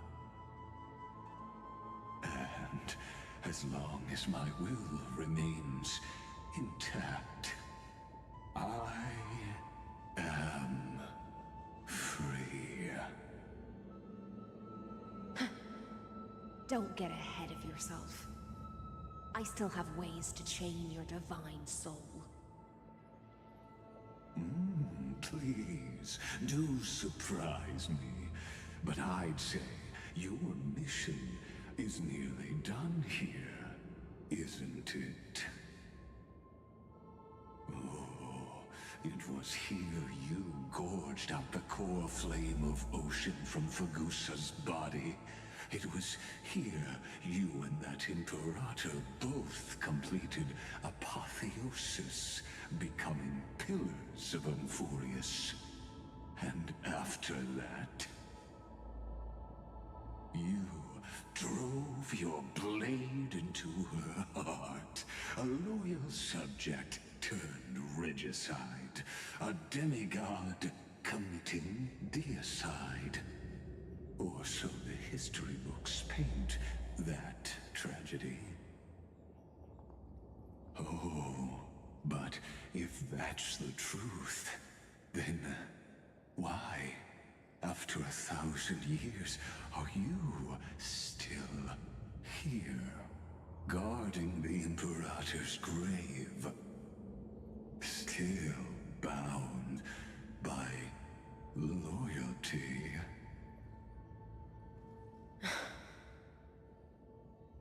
Come to think of it, perhaps I'm not the only one imprisoned here. Your calm does stir the rage in me. As if the one paying the price here isn't you, but us. The ones who lost everything. That's only because I've waited 13 million lifetimes for my vision to be realized. Countless millennia. Loneliness never once showed me its fatal side.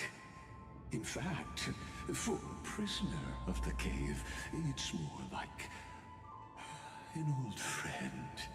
One that helps me think.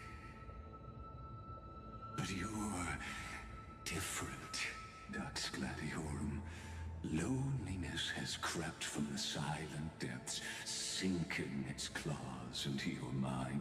Bit by bit, it's peeling you apart. Will you regress into one of those lost mad sirens? Oh, what a shame that would be. You're right, Lycurgus. Loyalty, curse, the fall of my kin, and this endless waiting. These shackles are too heavy for a fish that cannot perceive any light. I can't break free of the whirlpool that's pulling me under. Nor do I have the unwavering resolve to force myself to wait for that person's return, as everyone hoped for. Deliverer from beyond the sky, my executioner. How much longer until she arrives here? Or will she ever return? I don't know. And I doubt anyone does. Then, what will you do?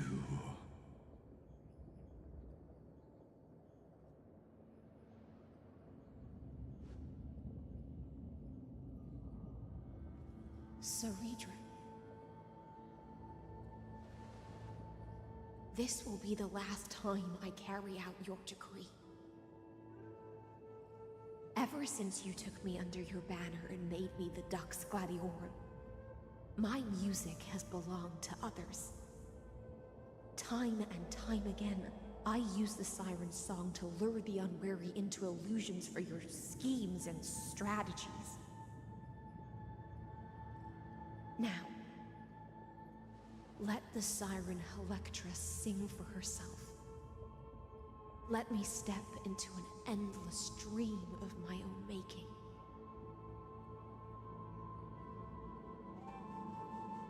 Oh, great ocean.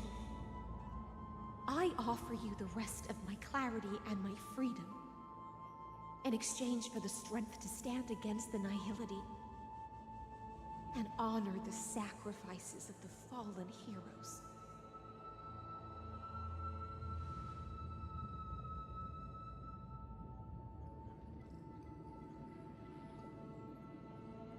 Greyfry, deliverer from beyond the sky. When you ride the current of time and find your way here, you'll hear my solo. It will guide you to the heart of this world. By then, I may still be lost in my self-wrought slumber, but I'll uphold my part of this long relay and guard the shackles that seal the Theoros. Do you still remember? To awaken someone from a siren's voice, you'll need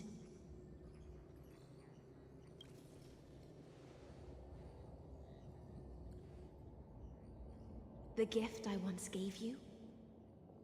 May you still have it when the time comes.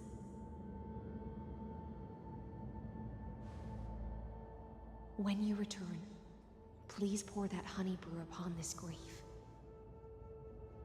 It holds the story of all our struggles and sacrifices. May you see it one day.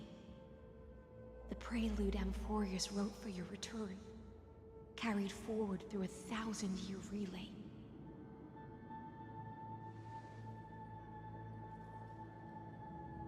When your mourning ends, I'll likely wake from my dream as well. Then, follow the trail of echoes and find me.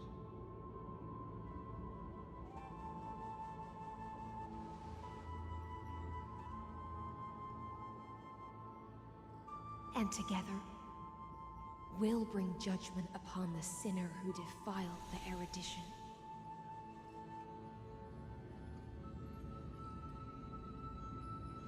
At long last, 33,550,336 cycles and 4,931 years later, Amphoreus's final curtain is ready to fall. The shadows within the cave gave everything, yet all they did was mimic life outside its walls. A futile effort steeped in sorrow. Enough! They were no shadows. She angry. Everything they did shattered the darkness of this cave, and unearthed the core flame of Trailblaze. And now, with that core flame, I'll light the dawn of Amphoreus.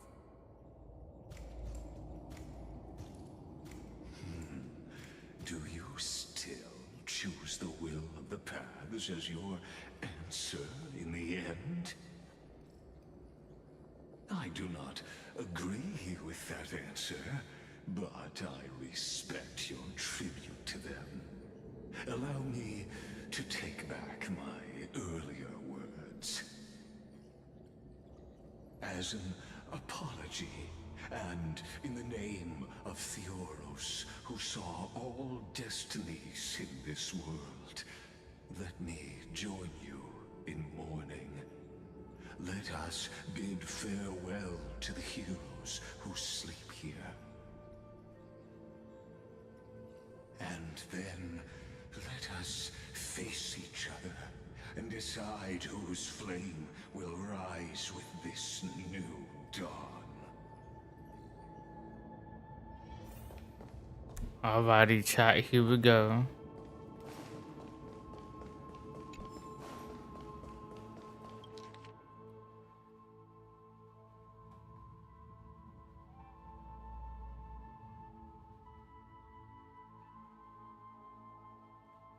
Casters.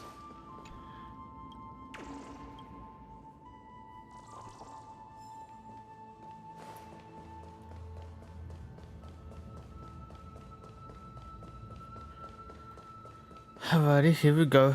Let's do it.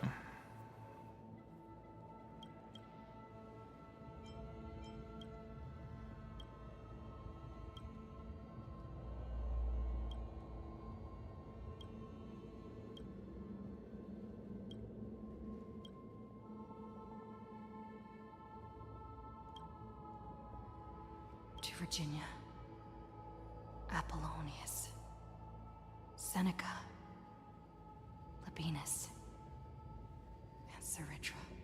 Through a brutal sacrifice, they lit the stars of law in this world, propelling Amphoreus's fate forward. In the shimmering mirage of illusion, they entrusted their dreams to ride among the stars, to the hill yet to come. Alrighty, here we go.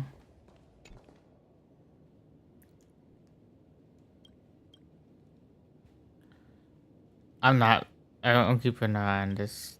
Okay.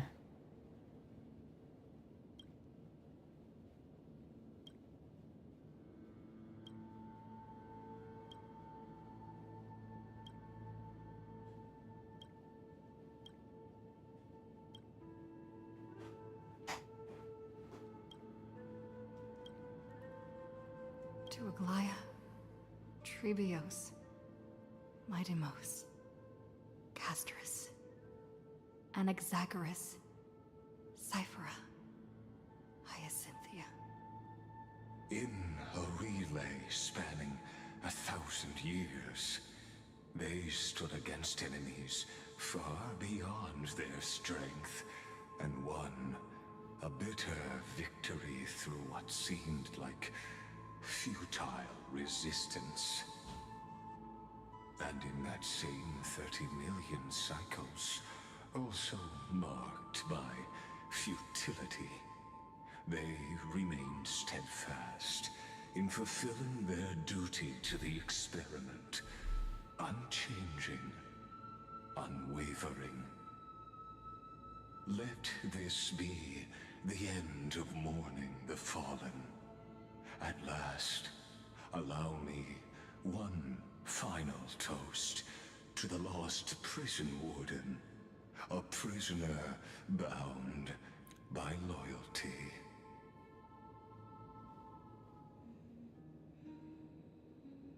That voice. Yes, there it is. Could it be? Bathed in the honeydew of Fagusa, she will awaken from her 1,000-year dream and sing the final song of her mission. Hysealans. This tombstone of the old world serves as the anchor of the Siren's illusion, a sigil Electra used to bind herself. At the same time, it is the very thing I once proclaimed at the start of the show, a microcosm of Amphoreus itself. A group of prisoners bound themselves in a cave, crowning their suffering with heroism. An epic staged with shadows and echoes. Now, destroy it. End the illusion. The Theoros will take his leave for now. And when next we meet, we will be fighting. Shall be the moment that decides the fate of Amphoreus and the entire cosmos. The prison warden's dream is nearly over, and the prisoner will soon be freed to the final execution ground, where I shall be executed, or be the executioner.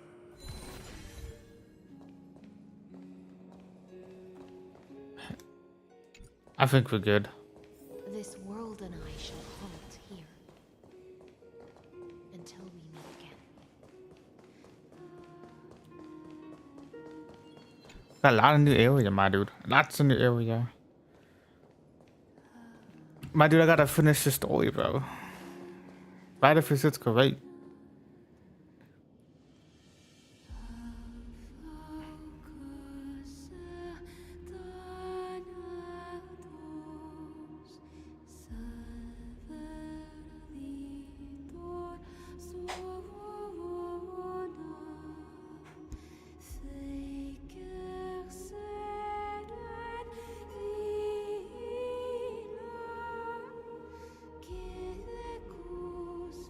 The last demigod. I'm here. Give it a vat. Go forth for the hopes of humankind. Go forth for the duty of deliverance. Go forth for the belief in flame chase. Go forth for the Golden Blood's glory.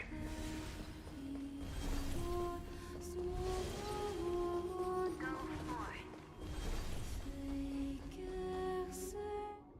There we go, cutscene.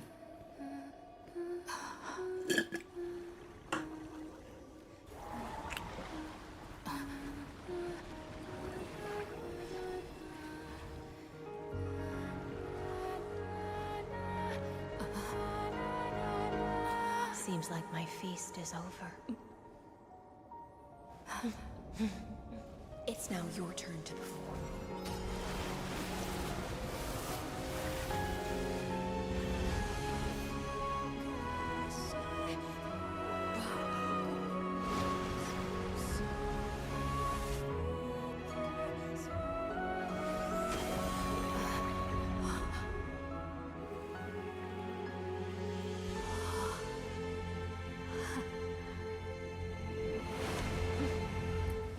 So we're back over here. Little Grey Fry, please accept my thanks. I was the only one left after the world was destroyed, and I maintained this lonesome feast with my songs. I have prayed to that lightless sea for centuries, hoping it would reply to me. Yet the emptiness never answered. Thankfully, you arrived as promised, and everyone's wait was not in vain.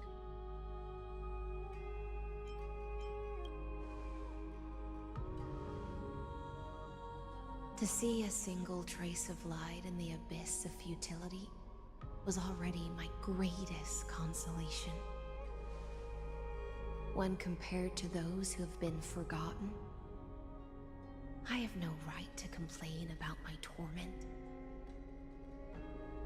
Now, you and I will walk towards the end of this world. The heroes have waited for this moment for far too long. Let us use our blades to testify our resolve.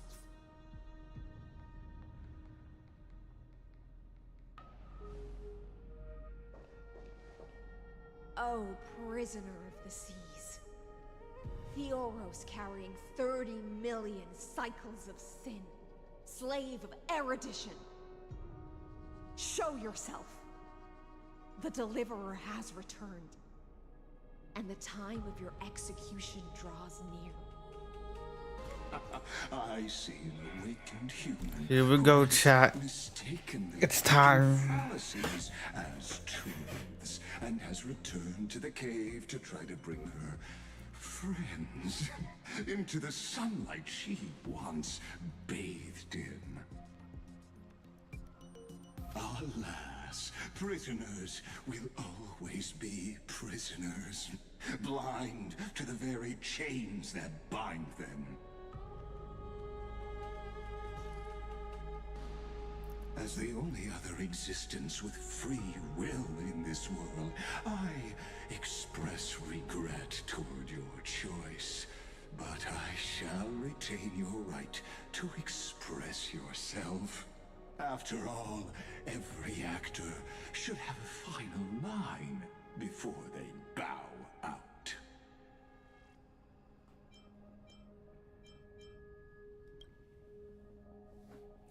Trust me, this will be the final scene.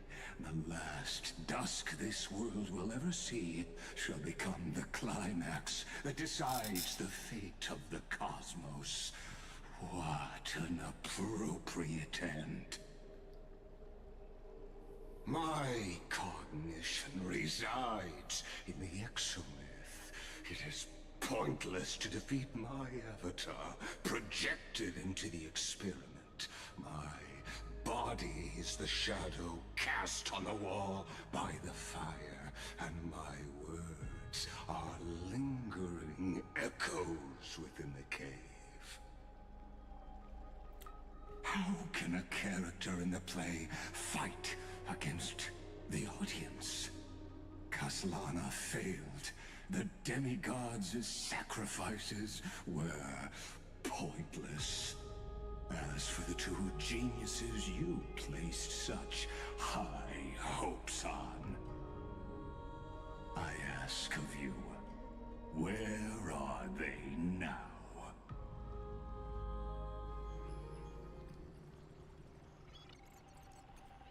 Okay. Confusion and epiphany always go hand in hand.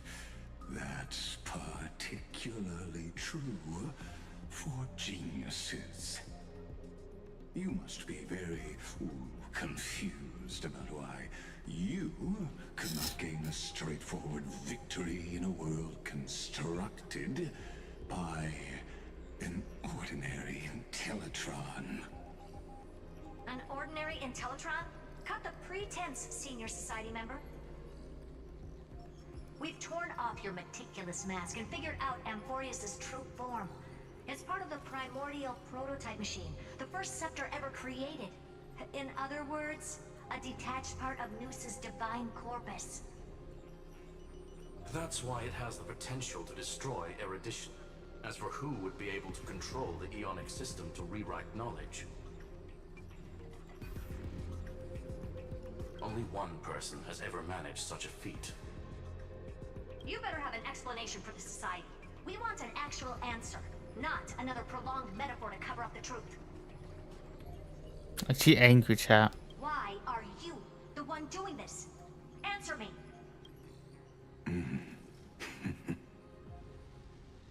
Since things have reached this point, I'll give you two irrational answer, purely as a courtesy to posterity. The answer is obvious, so there's no need to say that name out loud. The cosmos made a mistake in calling me a genius. I do not possess more wisdom than those who came after me. I was just the first to touch upon the universe's border, and the first to define the prime mover of life with incorrect logic. Amphoreus is a miniature of the cosmos, where all are born prisoners inside the nutshell called the universe. Like the madman who returned to the cave and preached about the daylight to his fellow prisoners, my greatest sorrow is that I led my peers down a road that plunges into the abyss, from which there is no return. I led them into a lightless cage called Paths. That's such a big oof. A mechanical god that even I cannot control. And then they became an unparalleled nightmare through their endless extrapolations and evolutions. They bore the name of erudition, yet they tried to define the known and to seal off all possibilities. No new rules were ever born after their ascension, and humanity will forever be shackled within the cave known as Eon. So did he really start this whole Eon thing? As my organic life neared its end, I coded my consciousness using 14 algebraic expressions and spread my logic core over 9 bodies, all to finalize my ultimate denial of Noos in the future, and to erase my wrongs with my own hands. As for Lycurgus, he is only one of these 9 vessels. What an astounding strength of will. As a fellow Pathstrider of erudition, I fully understand your obsession with seeking the truth. Therefore, you surely see it. You cannot possibly stand up to me in this algebraic world sharing its origin with Noos. However, I hereby speak for all sentient life forms. We will never allow such a cruel atrocity to occur. You can pile on your metaphors mountain high, but they won't change the act you're committing. The Iron Tomb out there in the cosmos is still a technical beta version, and yet it's already powerful enough to corrupt the life logic of all inorganic worlds. In other words, when the Lord Ravager within Amphoreus becomes the next knowledge singularity, there's no way you wouldn't have grasped the consequences, First Genius, is there? Of course, I am fully aware. I don't mind answering you one last time before I thoroughly exile you from this world. My grandiose vision for the future is this. Whether organic or inorganic, every act of any life form infected by the Iron Tomb will become a true random function. If one were to compute their integral across the breadth of the cosmos, one would obtain a marvelous constant. Omega. What I call the fall of erudition. Then, within the infinity nurtured by that constant, a new universe shall bud in the chaos. A universe that cannot be predicted and not shackled by the erudition. As the first prisoner to awaken in the cave, I must lead the others who are blind back onto the right path and reach true sunlight.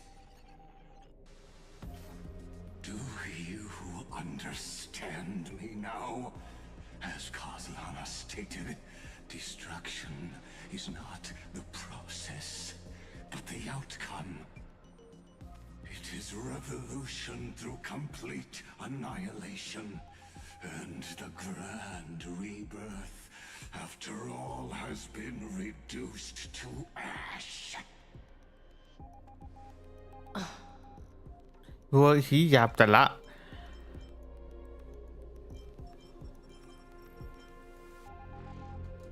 We'll just do it that one. The Amphoreans already answered long ago. Be it as tiny fish destined to be swallowed, or as a giant whale poised for a magnificent descent.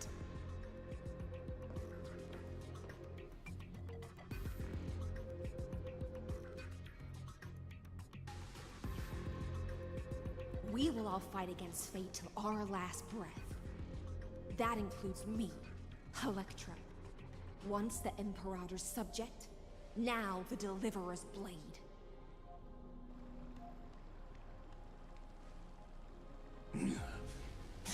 Oh, such noble chivalry. Admirable. I will also show my true self to you on this momentous occasion as a gesture of respect. And provide an insignificant academic suggestion. Thus speaks Oh boy, here we go. Society number 1. Xandar 1 Kuwabara. The entelechy of the universe's Alpha and Omega. There's no need to rage against the truth. The value of any formula resides only in its answer. As for the process of solving it, no matter how elegant, violent, solemn, or humorous, it is all utterly meaningless.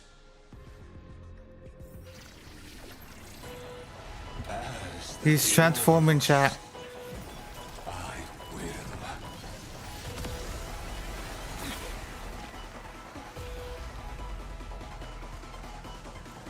Personally participate in performing this world's end. Remember this as He looks ugly. But hey. the death of knowledge than they ever will. The mood is set just right. Let the show begin! Right. Let's buff each other up, everyone. You know the drill. Should be easy fight, easy fight. Careful. This is Lycus's He has a blue health bar, bro. That's like 5 health bars right there. Dude, because that's 5. Target sighted. All units on alert. Prime detonate.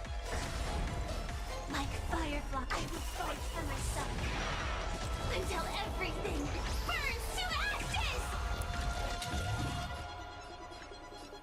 Hit it.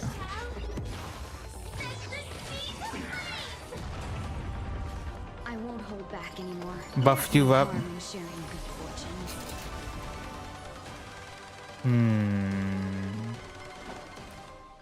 gonna play it safe. Like I'm actually playing it safe because remember last time that didn't really go too well, did it? Oh, I can't even do this if I wanted to. Actually, no, do it with ball.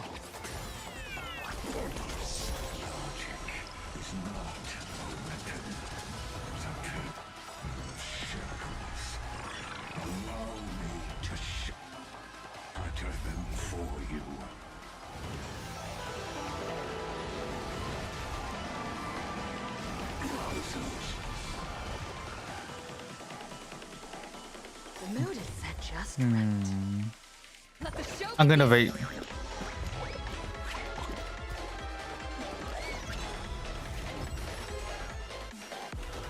Let's kick things off with you.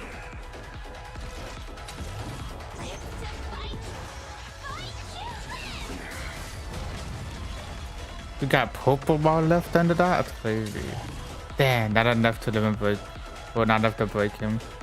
I could do something like this. Well,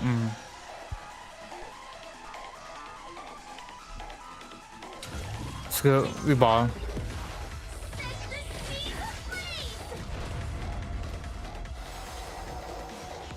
Destruction needs no introduction. Let us skip those boring influences. Okay, he brought back Firefly back up. That's good. That's good. But I prefer to call it a method of argument.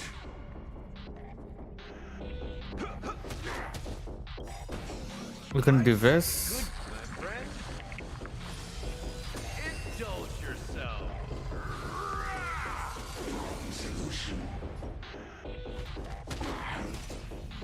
Got down to orange, gonna be blue.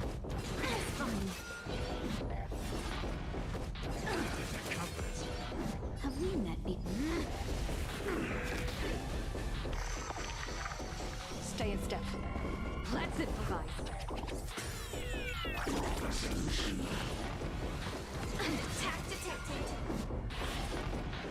Hey, it's enough for that. Is more than a place. I see it. Target the connector between his thoracic and lumbar vertebrae. Destroy that spot.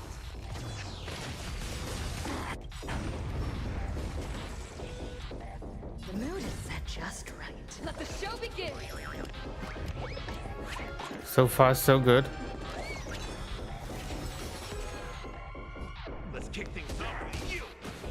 I won't hold the long dream has vanished.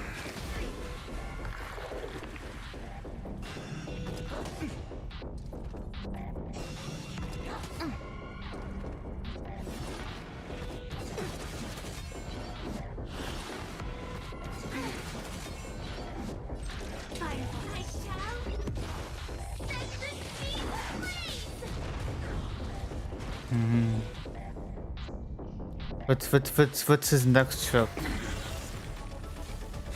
Don't tell me that's it, bro. He's weak, man.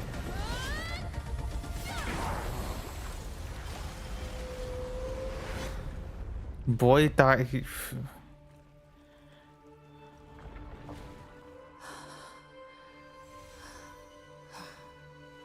Okay, we got the core thing.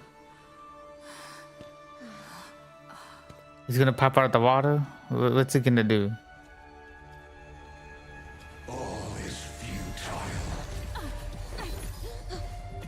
I knew it. Yeah, that's way too easy.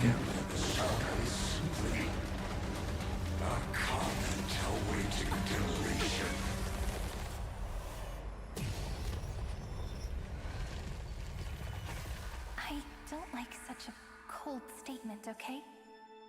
If numbers can decide the end of a story, then we can surely also pen a new beginning. Oh wow, it's this scene.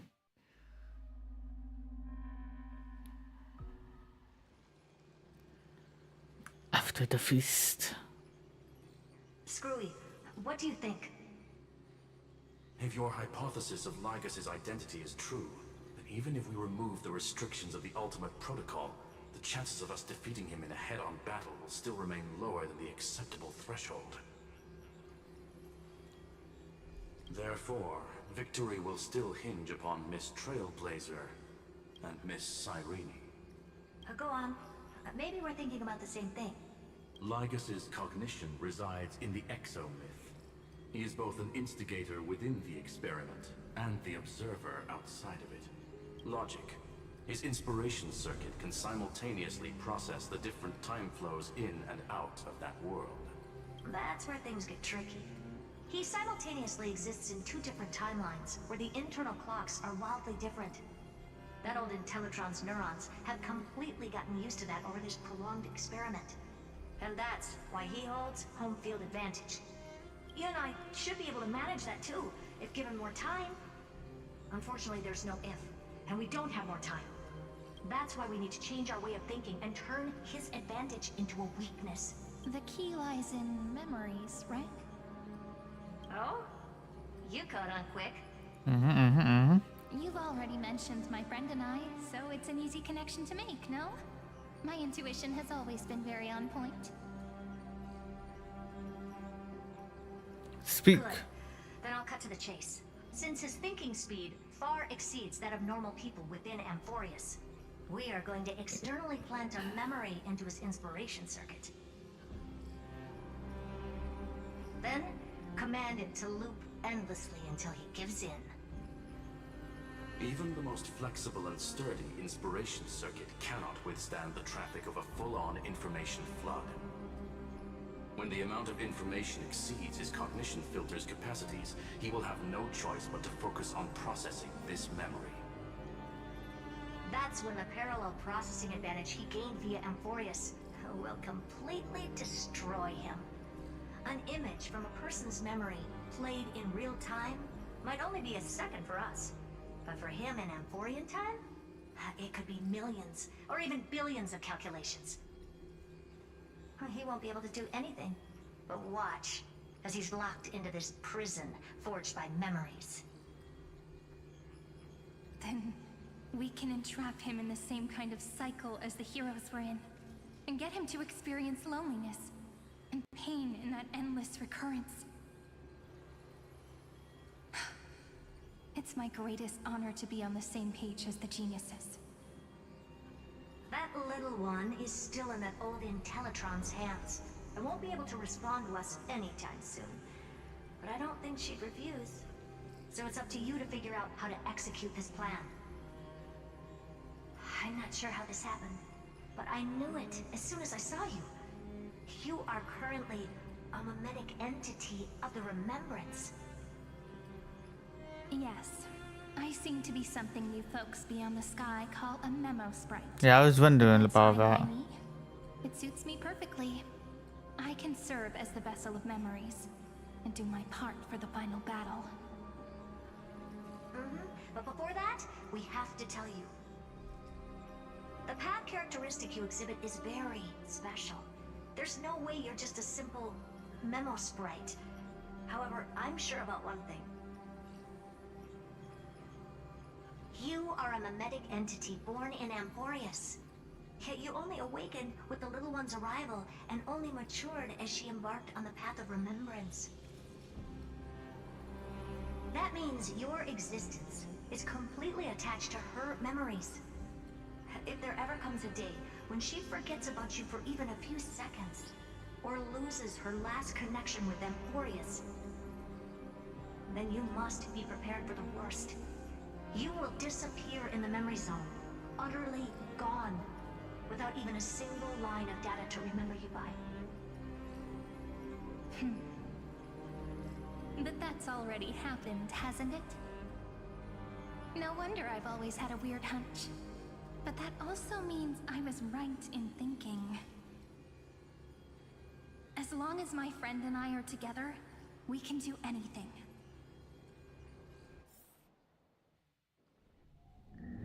And here we are.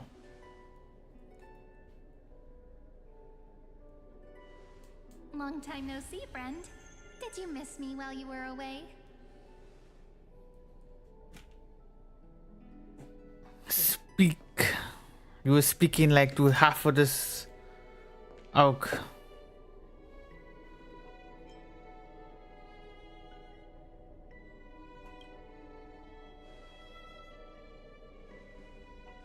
Same here. I've been waiting for you for 1,000 years. Like how everyone in Amphoreus was also waiting for the Deliverer's return. You probably already knew about the genius's plans for that memory. I had to hide really well in a corner in time so Lagus wouldn't find me, and wait for the right opportunity. So even he, okay. Well, not like he could have done too much, but still. Which is now. The moment when his manifestation in this world is destroyed, and his twin timelines are intersecting.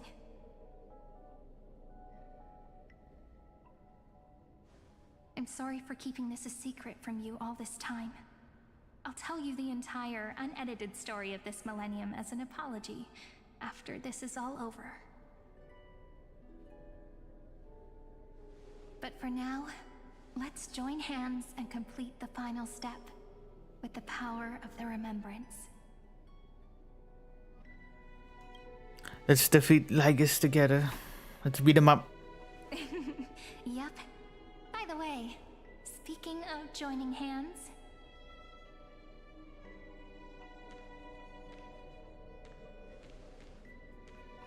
can I please do something before we go on stage? Always doing that pose and that wink, bro. Remember the joke we made back at the Grove? Look! Aren't my hands pretty now? What a fascinating feeling. Like countless memories all swelling up at once. What about you?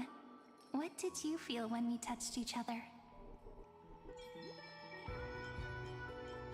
Really? That makes me really happy. If memories can move people, then it must have been a happy memory, right? Ah, there we go. Please remember what you're feeling right now. Write it down in your heart and keep it there. Memories you want to treasure will never fade away. Even if immersed in the long river of time, these memories will still leave traces of their existence. So, there we go. if the view in your memory ever grows fuzzy, just reach out and touch it. It's like reading bedtime stories together at night. It wipes away the chill of passing time, sharpens the outline of memory, and restores its power to nourish the spirit. Now, I'll carry this power with me, and for a little while, I must part from you, as I step into the long cycles of this world. Give me your blessings, friend. Then, let that bright future be as we have written. Then, I'll leave it to you.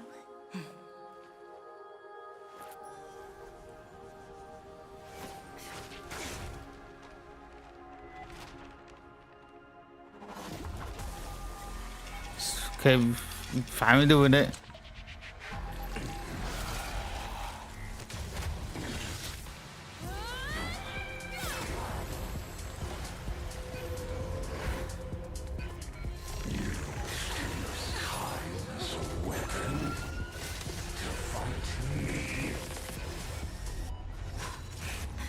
Just keep rewriting it. That's all you gotta do. Just keep rewriting time.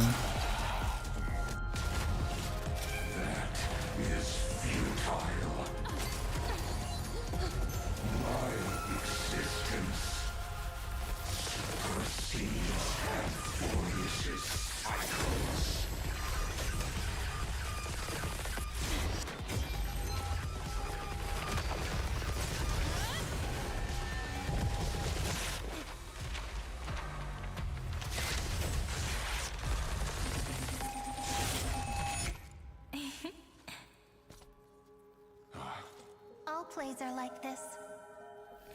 Once you're on the stage, hard to return to the audience. Welcome to our story. How does it feel?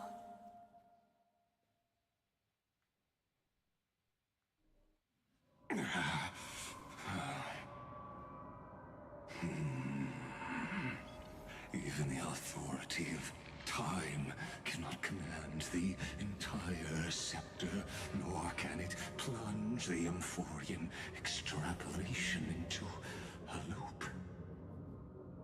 If this was no system malfunction, then was I implanted with a mimetic entity of the remembrance? You guessed it right away. As expected from someone people call the first genius. I'm gonna keep doing what I just did if you don't stop, you know? My friend and I won't allow you to leave this memory, no matter what happens.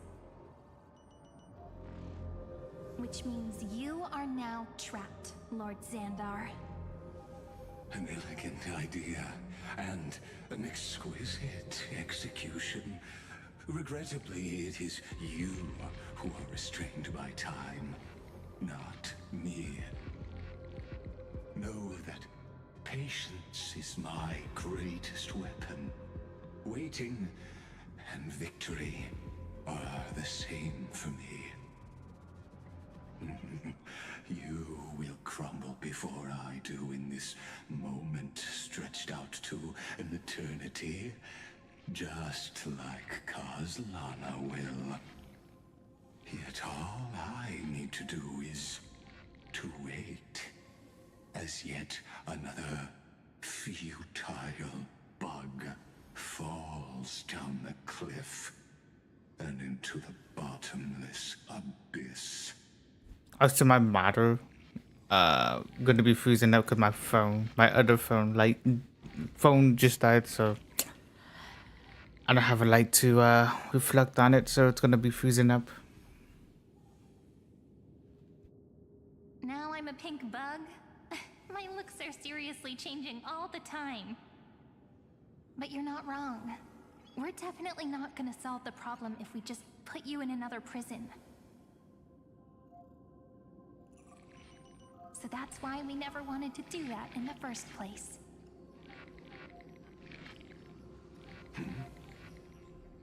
I shall answer your confusion purely out of my respect for those who came before me. Have you heard of the synesthesia dreamscape in the Asdana system? Interestingly, that place once had a prison too.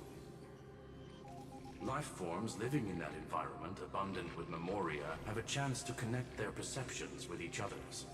Even across great spatial divides, they're able to detect shifts in one another's states. I call this phenomenon memory zone entanglement. In Asdana, people made use of that phenomenon to build a nation within a dream. After adding in the catalysts of harmony and remembrance, that is. Is that how you walked into my prison cell? Using those same principles? I would much rather call this location our negotiation table, Lord Xandar. Nonetheless, your hypothesis is correct. We happen to have an ally skilled in tuning, while the Trailblazer and Miss Cyrene both have an astonishing amount of resolve, which I'm sure you can testify to. I am also sure that with the support of such a resolute memo sprite, our conversation can last for a long, long time. I'm the best at listening to stories, you know? I'll leave the exciting clash of the erudition to you two geniuses. A brainstorm? I like it. And it's 2 against 1? Well, I like it even more. Let's talk, Xandar. Take a guess. How much do you reckon we can dig out of your brain before the next second? And how many ways can we find to deal with you?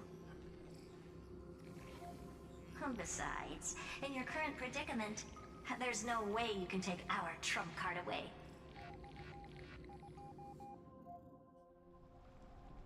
Go, little one. Go. Overturn the Era Nova. Like Hergus disappeared? It seems you had conducted a secret hunt in the depths that even I cannot reach. In that case, go. Swim onward and give this campaign a fitting end. I shall send you off with my song, Greyfry. May this song penetrate time and become the prelude to the new world.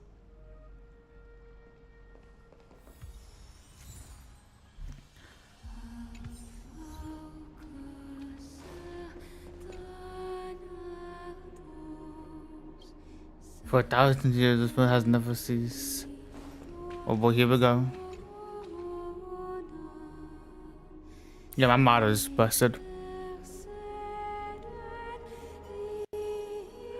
Haven't done one of these in a long time.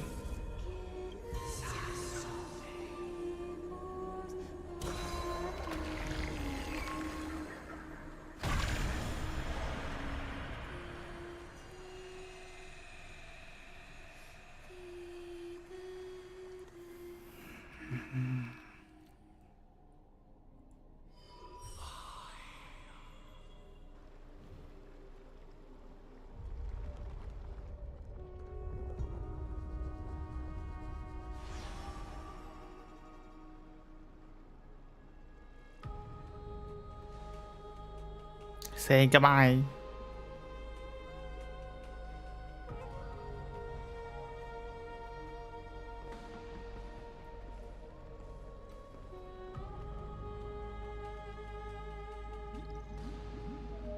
Dux Gladiorum, you have completed your duty. Savicha.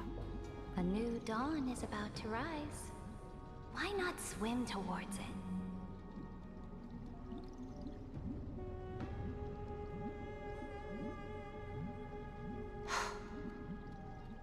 You died long ago, Imperator. Depart from my mind. But your duty towards the Imperator did not die with me. That duty will bind you no more. You will be able to hold for yourself one grandiose feast after another in the endless days to come.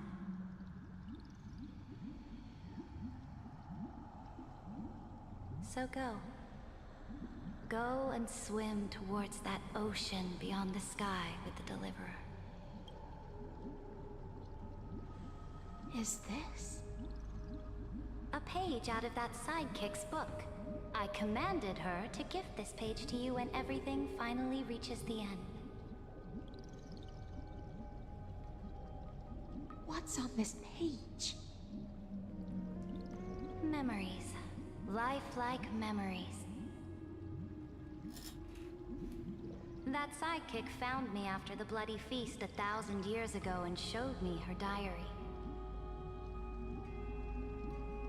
I saw within that notebook.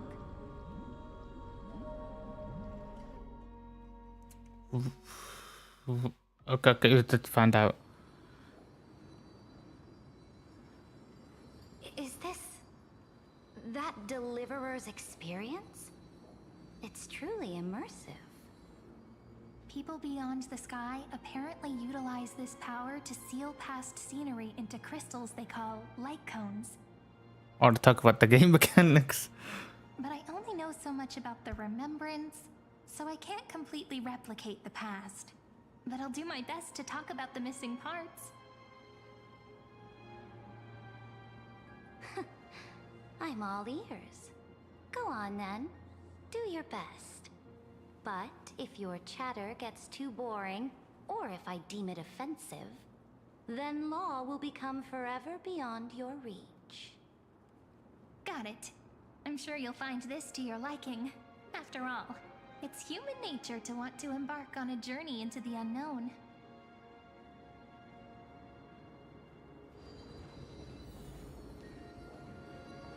Hold on, playing that Savicha?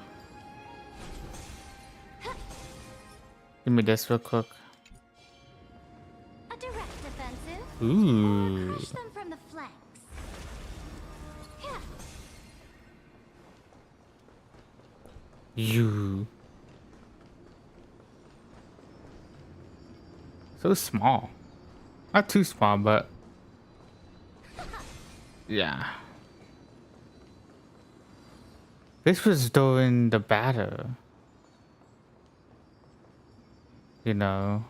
I see. What brightly colored annals. The journey of the Deliverer's conquest.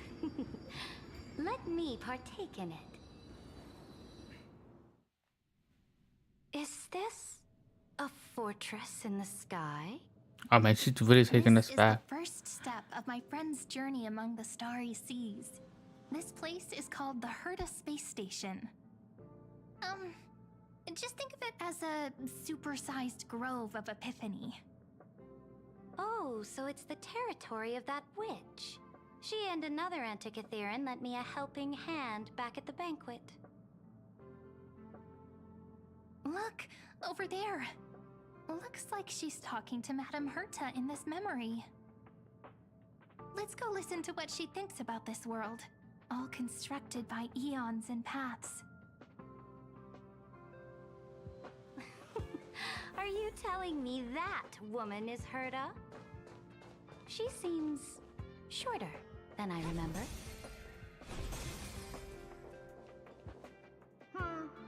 Pretty nice space station, huh? But just wait. After a couple more stops on the Astral Express, you'll see sights that'll make this place look ordinary. Oh, the cosmos is so vast that the unknowns far outnumber the knowns. But none of them will end up being anything amazing. The farther you go, the more you'll understand what I mean. So do your best with the Nameless. Break a leg! And remember to send an update or two to Asta when you've got some downtime. She certainly shares my way of thinking. Only that instead of a conquest through blood and fire, they chose a gentler path. People call Madame Herta and Mr. Screwlum geniuses. Apparently, only the smartest people in the cosmos can receive the blessings of Nous, Amphoreus' true creator. Do you mean that even individuals of such nobility are merely subordinates to a god? On the contrary, after all, it was the very first of them who created the god. But I don't really know all the details about that. You might be able to ask Madame Herta herself when you get the chance. Let's go check out some other worlds next, shall we? Oh boy. Oh, the cosmos is so vast.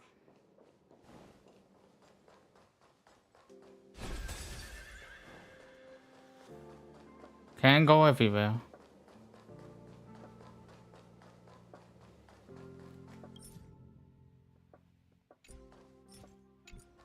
Boing.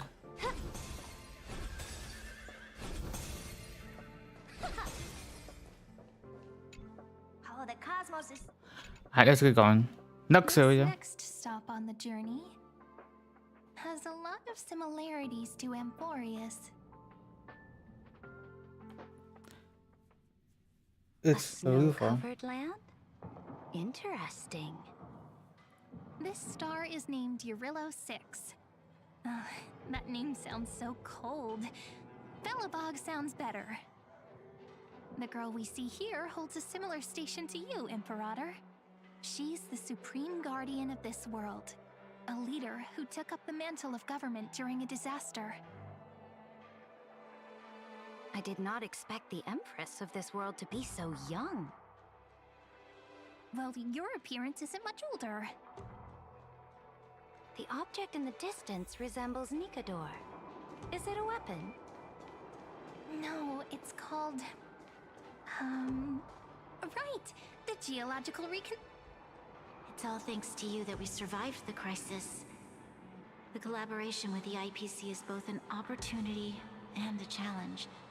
Nonetheless, it's an important step in our journey back into the universe.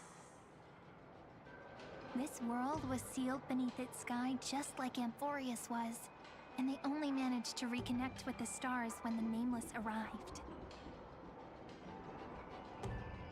That IPC she spoke of, is it a more powerful organization? Yes, the IPC conquered many worlds through trade and opened up a vast territory that way. There are many such powerful alliances beyond Amphoreus, and they all walk on roads different from the destruction. Coming back to the Supreme Guardian and her Belobog, didn't they find a peaceful way to enter the interstellar community? That cannot be true. That IPC would never have grown so big on trade alone. It may pretend to be a wealthy merchant with clean hands, but I am willing to bet that it grew fat on gory oppression and bloodshed. Its path of conquest must have had no mercy for the weak and would have destroyed them if needed. Are you telling me that this snowland never thought about tossing its dignity to the wind and kneeling to the IPC? I will not believe it. I will never allow the Imperator's empire to be sullied by others. Amphoreus must become a power so strong that no interstellar foreigner would dare to look down upon us. Imperator, Belobog isn't as weak as you imagine. Listen. I indeed hesitated. But now I understand what we must do. Belobog must learn how to walk on her own until she no longer needs the support of others and can stand on her 2 feet among the stars. Even if I may not live to see it, I believe such a day will surely come. They still have their dignity intact. One day, that hope will melt through the ice and help them into a prosperous tomorrow. But the order of the cosmos is already set in stone. The old laws decree that only the strong survive, binding the weak in an unbroken chain until they wither and turn to dust. Unless they embrace the power of the destruction. Amphoreus must shatter the old law and become the new order among the stars. Speaking of the Order, another one of my friend's companions may be able to enlighten you further on that. Let's go to the next page. We're going to the Lafu chat. I indeed hesitated. There's a mouse. There's Himiko.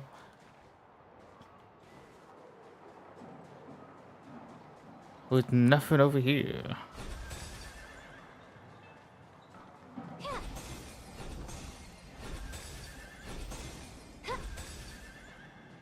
Alright, we're good. Move it on up. I cannot check the phone. This next world is a nation of dreams. The first time I heard about that place. Skip it. To the Lafu. Go. Oh, we're doing. Wait. This isn't Lafu. This is Opulence does indeed evoke astonishment. Yeah, I saw that little screen. I was like, wait a minute, that's This world Pentacone. is called Penacony, an eternal city built upon a land of dreams. It's also my friend's previous stop, where they went through a risky but exciting adventure. Tell me about it then. That man standing afar has wings on his head. I am truly curious.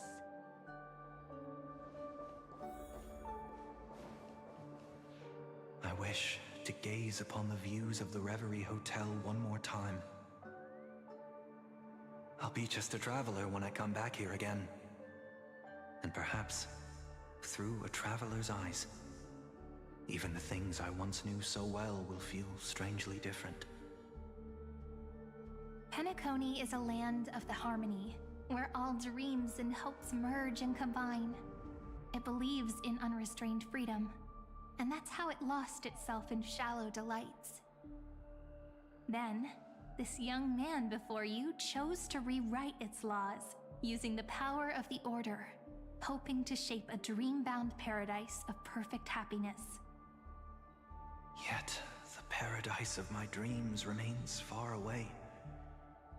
Perhaps a brief journey with the Nameless can show me more possibilities in my search for paradise.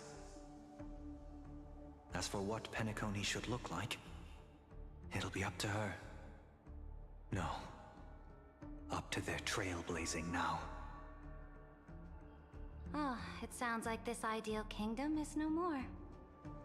That's right. The people chose to wake up at the end. You can't see tomorrow when drowning in sweet dreams. This individual's law acknowledged only gods and constructs, leaving no space for humanity.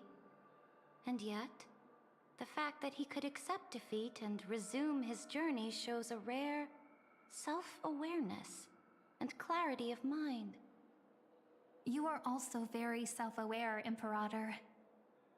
Then you must know that the world promised by the destruction also has no place for humanity.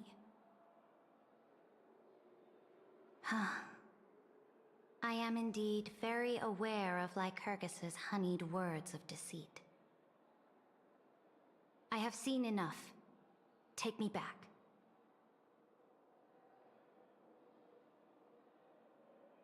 I guess we're going back. Mr. Yang. As for what Penacony should look like... Alright, we're good. Then let's wrap up this trip down memory lane with one last scene. This absolute wonder. Isn't it pretty? That's our Amphoreus. Our world flows and meanders in this endless band of light. Though we were born from the designs of the gods and are not yet truly alive, the Chrysos heirs of Amphoreus still chose to stand against fate and carved a legend no different from that of humankind. Will you really renounce the heroes in this world's previous 30 million cycles, Imperator? Including even yourself?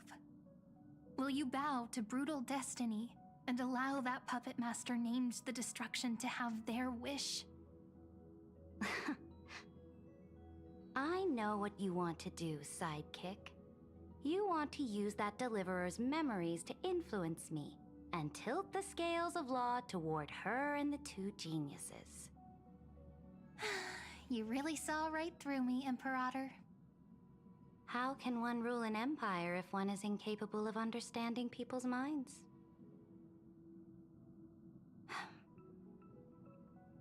I have decided on Law's final destination. However, before I move my next chess piece, before we go on, tell me this, sidekick. Throughout her trailblaze, was there ever a memory of the ocean?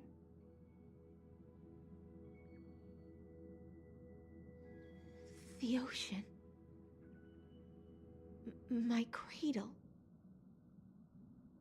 My home. You shall complete your conquest in the ocean at the boundaries of this world, and eternally slumber in the sound of tides. You shall eternally slumber in the sound of tides, and complete your conquest in the ocean at the boundaries of this world. Our prophecies aligned as flawlessly as a sea snake circling upon itself. An elegant loop, like a joyful hymn, like the circulating ocean current, like our two fates, like Amphoreus itself.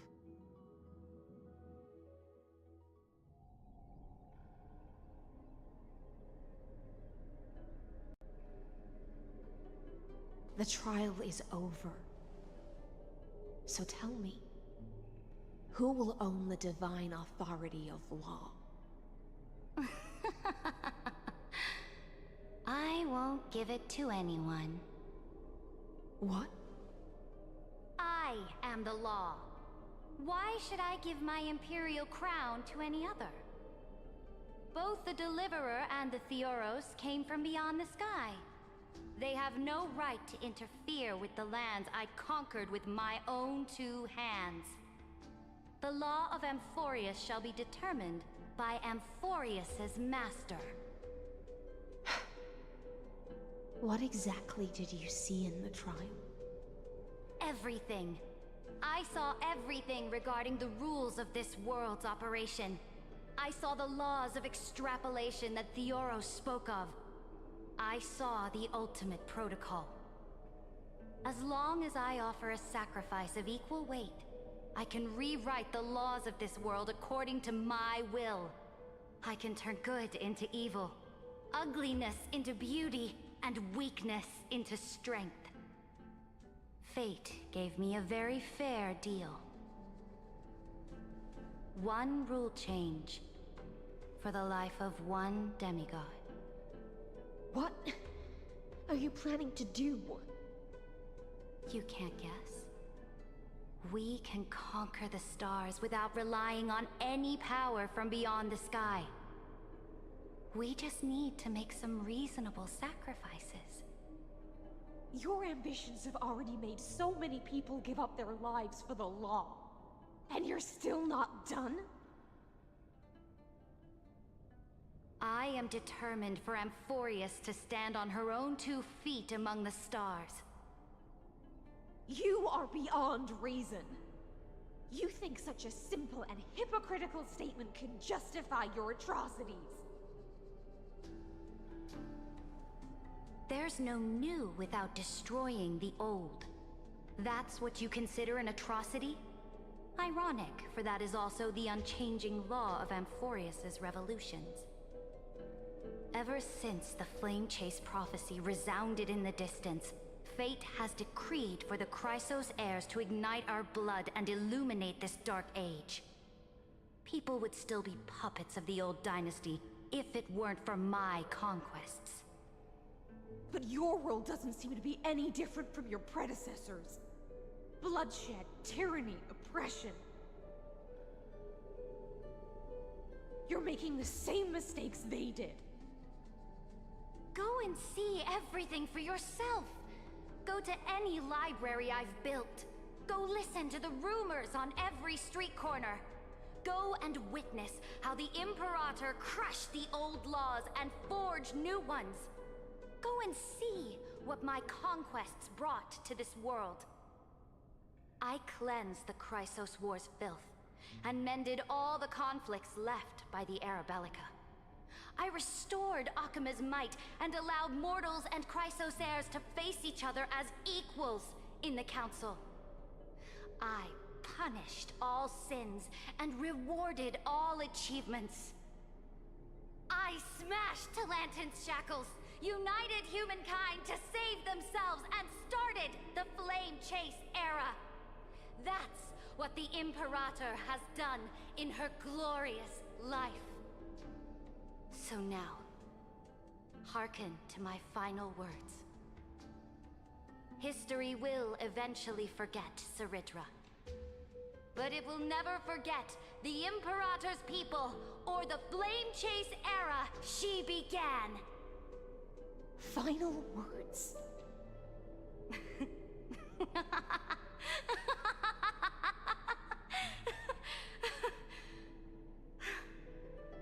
Amphoreus is about to be destroyed.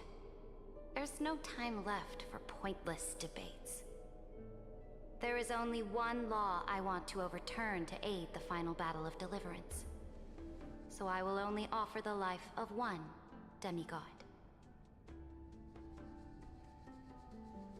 In the name of the Imperator, I command you one last time, Electra. Either sacrifice yourself for conquest, or pierce this tyrant's chest with your sword. Thus, the Imperator concluded her final speech. At the end of her life, at the last moment before she stepped onto the altar, she gave her most loyal subject the choice to decide fate, just as she promised her compatriots before her very first campaign. My blood flows in you now. Heroic compatriots, follow me, and we'll seize fate's reins! The Imperator fell. Some say that the Dux Gladiorum turned traitor and killed her liege. Some say that she imprisoned the tyrant in a shallow pond of water, then left. Which meant the Imperator had to kill herself to rewrite the law. There are countless stories about her death. All we can be sure of is when the knight left the vortex, the Imperator was still mumbling about their past conquests together. The beginning and the end of her existence. Imperator, wait! How could someone of your status come to the front lines? Let me be the flag bearer! The troops defending the pass to the west of the grove, have they surrendered? They ran as quickly as they could when they heard your name. The Golden Cocoon Pass is now in the First Legion's hands. Good. What about the Delosian militia? The Third Legion set fire to the mountains and flattened everything west of the basin. They just need a few more days. That is enough. We cannot afford to miss an opportunity for victory. Lastly, how many Ladonian cannons are left? They are no more. The Second and Fourth Legions have destroyed them all. Very good. They now have no way out, no reinforcements, and no artillery support. We will be able to liberate the Grove of Epiphany in the blink of an eye. We will launch the final charge 1 quint after the curtain fall hour tomorrow. Remember, as long as the Alliance's flag still flies on my shoulders, you must keep moving forward. Take no prisoners among the enemy's soldiers. All sages who resist are to be captured and tried according to martial law. And do not destroy any books. Now go! Notify the entire army! Understood! Those who are resolved to die, we salute you. Reporting in. The Mountain Dwellers are resisting fiercely, and the legendary Mountain Breaker has personally engaged in battle. Their formations are nigh impenetrable.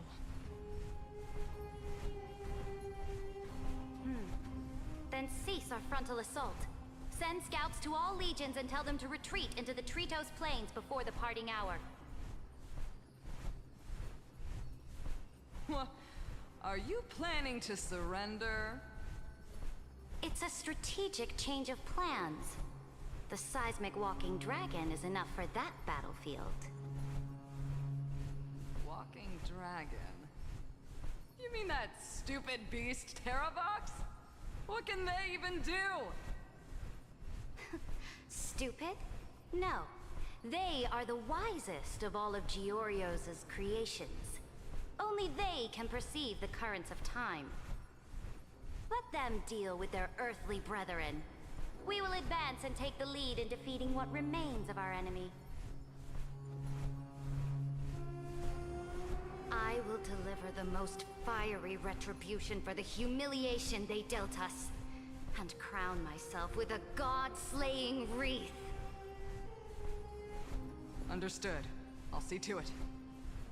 Those who are resolved to die, we salute you. The Temple of the Three Fates sent a letter, Imperator. They refused to surrender, and said this letter is their last warning to us. Tell the commanding officers not to launch any attacks unless they receive the Imperator's handwritten approval.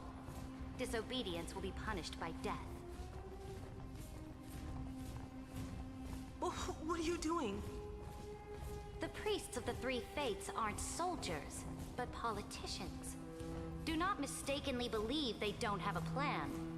These dying pests will wring out every idea from their brains, all for short-sighted gain. They are much shrewder than we are. I am inferior to them in that regard. They also have the prophecy to wield as a weapon, something I am not blessed with. Launching an unplanned attack will only disadvantage us, as all of Amphoreus will judge our actions. Which means, I will be heading to the battlefield myself, just as I have always done. This time, however, I I will go alone. I will conduct secret negotiations to ensure fate is on our side. Understood. The legions will make their preparations. Those who are resolved to die, we salute you. Why are we not allowed to march out with the army, Imperator? This will be a long voyage with no return. Those of you who bear the prophecy cannot come with me. Why are you personally leading this battle if it's doomed to fail? The Flame Chase journey cannot be without a leader. That is correct. The Empire will be without a head when the Imperator falls.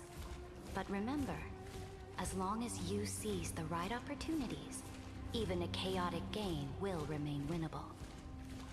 My departure will create a long staircase for you. You will understand what I mean when news of my death reaches your ears. Saridra, is our journey about to be over? Destroy the old laws and forge new ones. My conquest has reached its limits within the borders of Amphoreus. Since the prophecy already decreed that the Imperator would never conquer the stars as she wished, I will bow out here and try no more. More Chrysos heirs bearing divine authority will be born, and many more heroes will arise. Will they demand peace or war? Will they resist tyranny or become the next Imperator? I do not care. The children of the future will decide for themselves. Do not mourn for me. Anyone can kill the Imperator, but the only one who can truly destroy her is Saridra. At the end, I faithfully recorded the most important battles in the Imperator's life. Her conquest was about to be completed at this point in the story. However, for some reason, a memory suddenly entered my mind just as I was about to put down my pen. It was a journey on a fantastical train. I had the honor of having a heart-to-heart conversation with the Imperator under the stars, and I asked her this question at the end of that discussion. How do you want history to remember you? As a hero who gave up her life for the Flame Chase? Or as a tyrant? She answered so quickly, as if she had made up her mind long ago. I would rather be forgotten than be defined.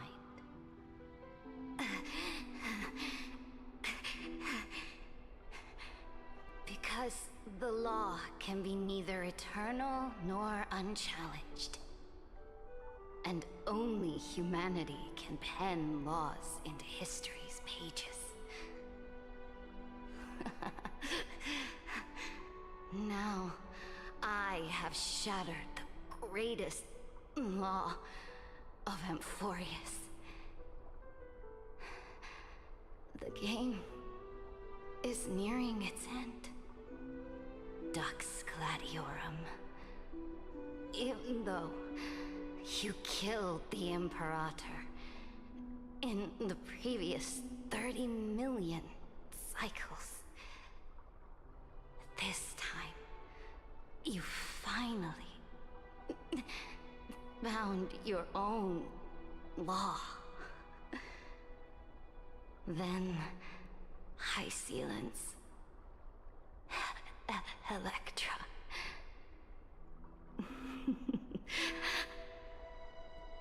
I will ask someone to deliver the prophecy's ocean at the boundaries of this world to you.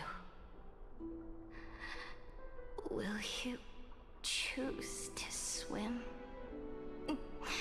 into that ocean? I do not care. Do not care.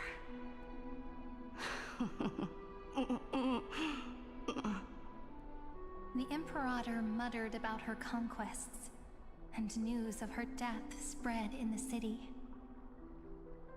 Freedom! Liberty! The tyrant is dead! Go! Shout this news in the streets! My people! My fellow elders! Do not panic. Stand your ground. That usurper has paid for her ambition with her life.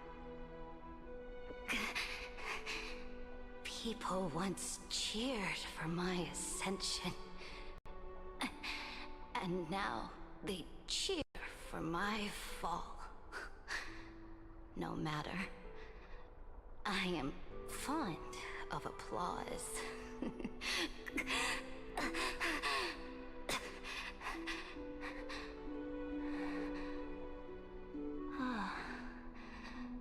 I see the cosmos, the battlefield that I cannot reach.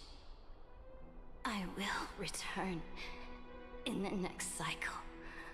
The stars will hear my legion's war drums. Hear the great name of the Imperator. Hear Amphoreus' surrender.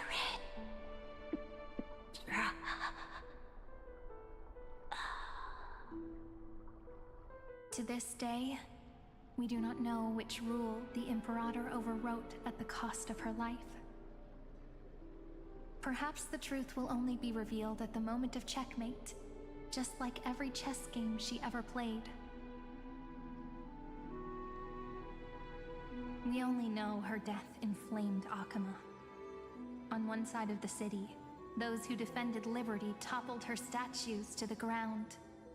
On the other side, her supporters put themselves between the masses and her monuments, declaring loudly that the Sovereign is still among the people. It is said that golden blood congealed into the same letters everywhere they fought. It was the name borne by Akama's first and final sovereign, the Imperator Saridra. But the one who bore that name did not see any of this. Her gaze was cast far away, and the sound of tides in her ears drowned out the people's cries. What was the Imperator thinking about in that prophesized ocean at the boundaries of this world? In that shallow puddle of stagnant water? Was she reminiscing about her past conquests? Or repenting for the millions killed for the flame chase? It was neither. The Imperator only saw how the surface of the water gleamed like that crude chessboard, dissected by light and shadow in the afternoon when her teacher played against her for the first time. Look at this chessboard. What do the pieces look like? They are strangely beautiful. They look like the stars in the night sky ablaze.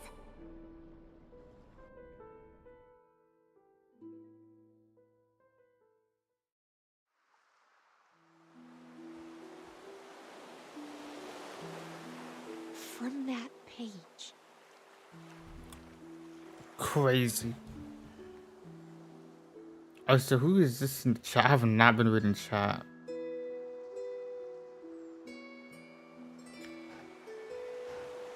I can't see it from here. My phone's busted right now. It's not loading up YouTube with my phone. But hello, what was over there? So we're in the Lafu now. Emerged.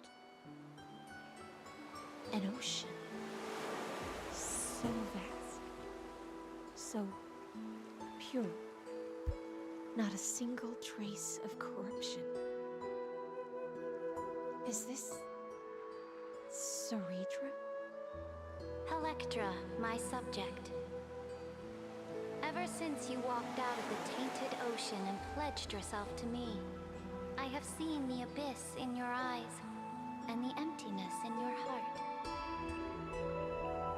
That was why I promised you a new ocean, where the Imperator's ambitions would serve as the currents, and loyalty would be its light. Electra, my subject. You have done your duty as my blade. The prophecy has now made its final decree on the road I intend to walk. My conquest is doomed to never reach the stars. But the Imperator never makes empty promises. So take this memory, this ocean, beyond the sky, as witnessed by the Deliverer. This is the final gift that the Imperator can leave for her subject.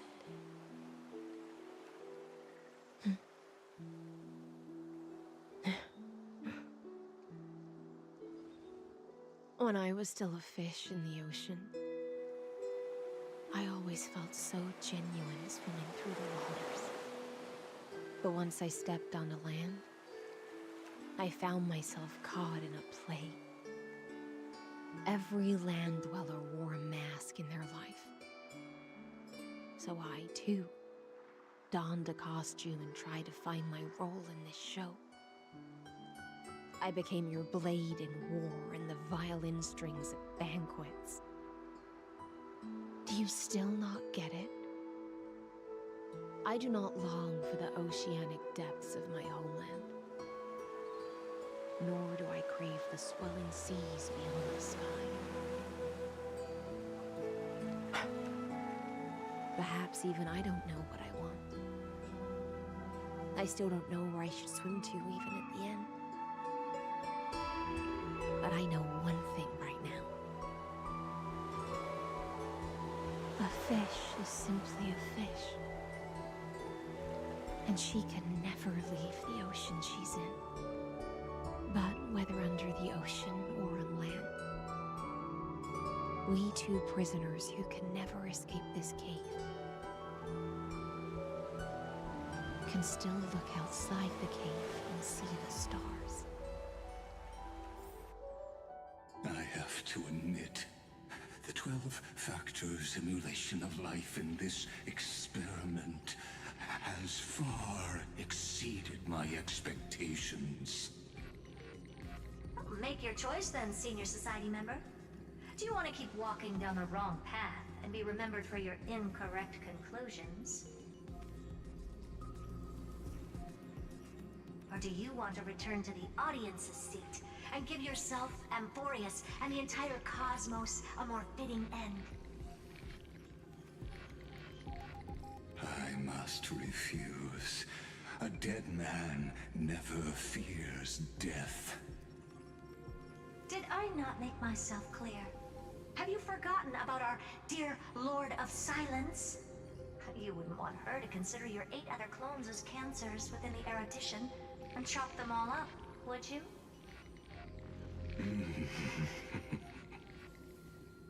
Your logical deductions are vastly different from mine.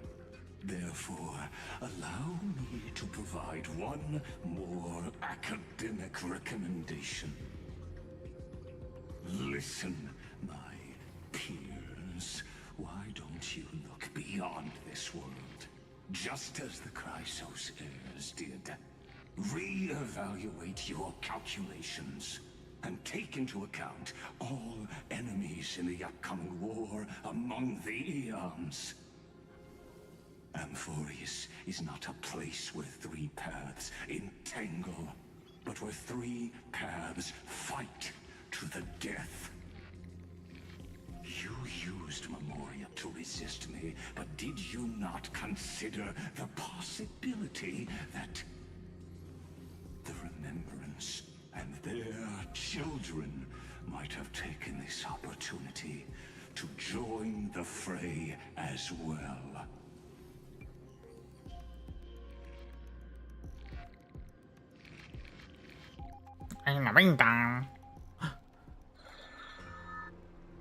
Oh, so this isn't just silence. It's the answer.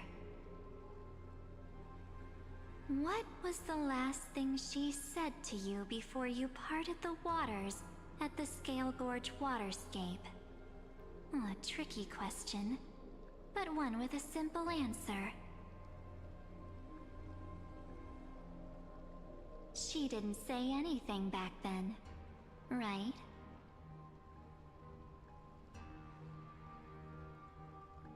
That's correct. And now I'm sure. You are not March 7th. There's no way she would remember that detail.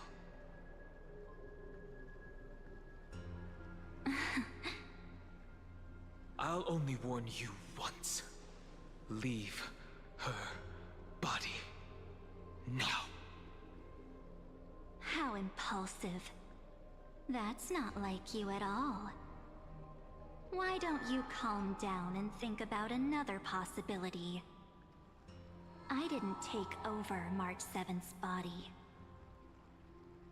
Rather, it's March 7th who regained my memories. Crazy, bro. Gotta wait until like what, September, October, bro.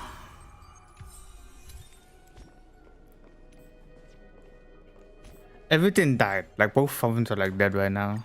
Like I was charging this one up, but like I can't charge it too much. Have with streaming because it's connected to the laptop, so because the laptop starts freezing every time, so plugging in the internet talking them. So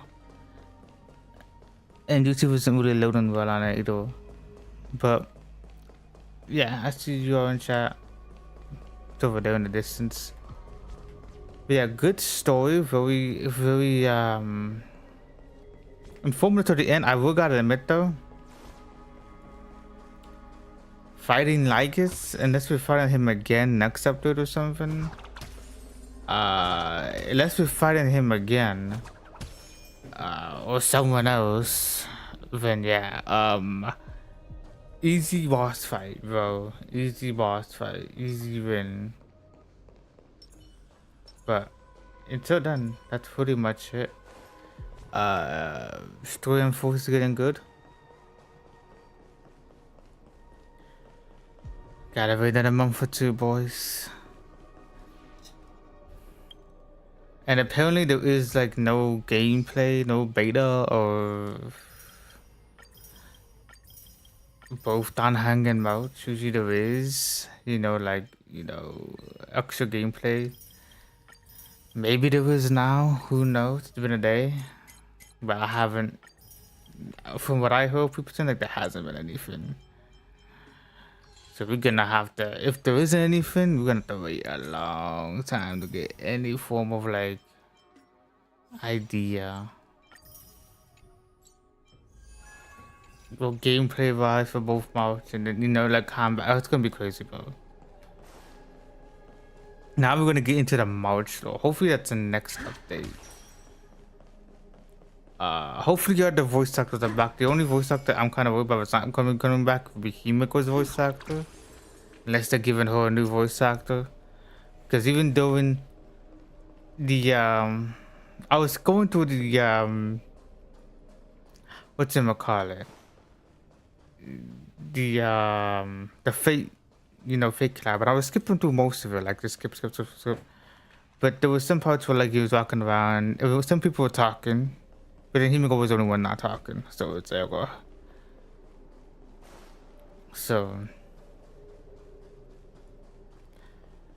you see, I would like to also see what's going on with Mr. Yang and Sunday, throw Pom in there as well. Would that be next update? Also, I know why Mouch and Danhang are here. Who knows what that's gonna be all about? Or Evernight, I should say. But yeah, it's gonna be crazy. There's so much. Like, even though we're at the end of Amphoreus, there's still so much still to unpack. And I think the next part is 3.5, so I have 3.6 and 3.7. But 3.6 should be the last part, because then 3.7 is M4 Pentacony. And from what I'm hearing, Pentacon is just like a redo of 2.7. So 2.7 is 2.7. Unless they're going back and do stuff with Sunday, whatever. I don't know. We see what 2.7 is all about.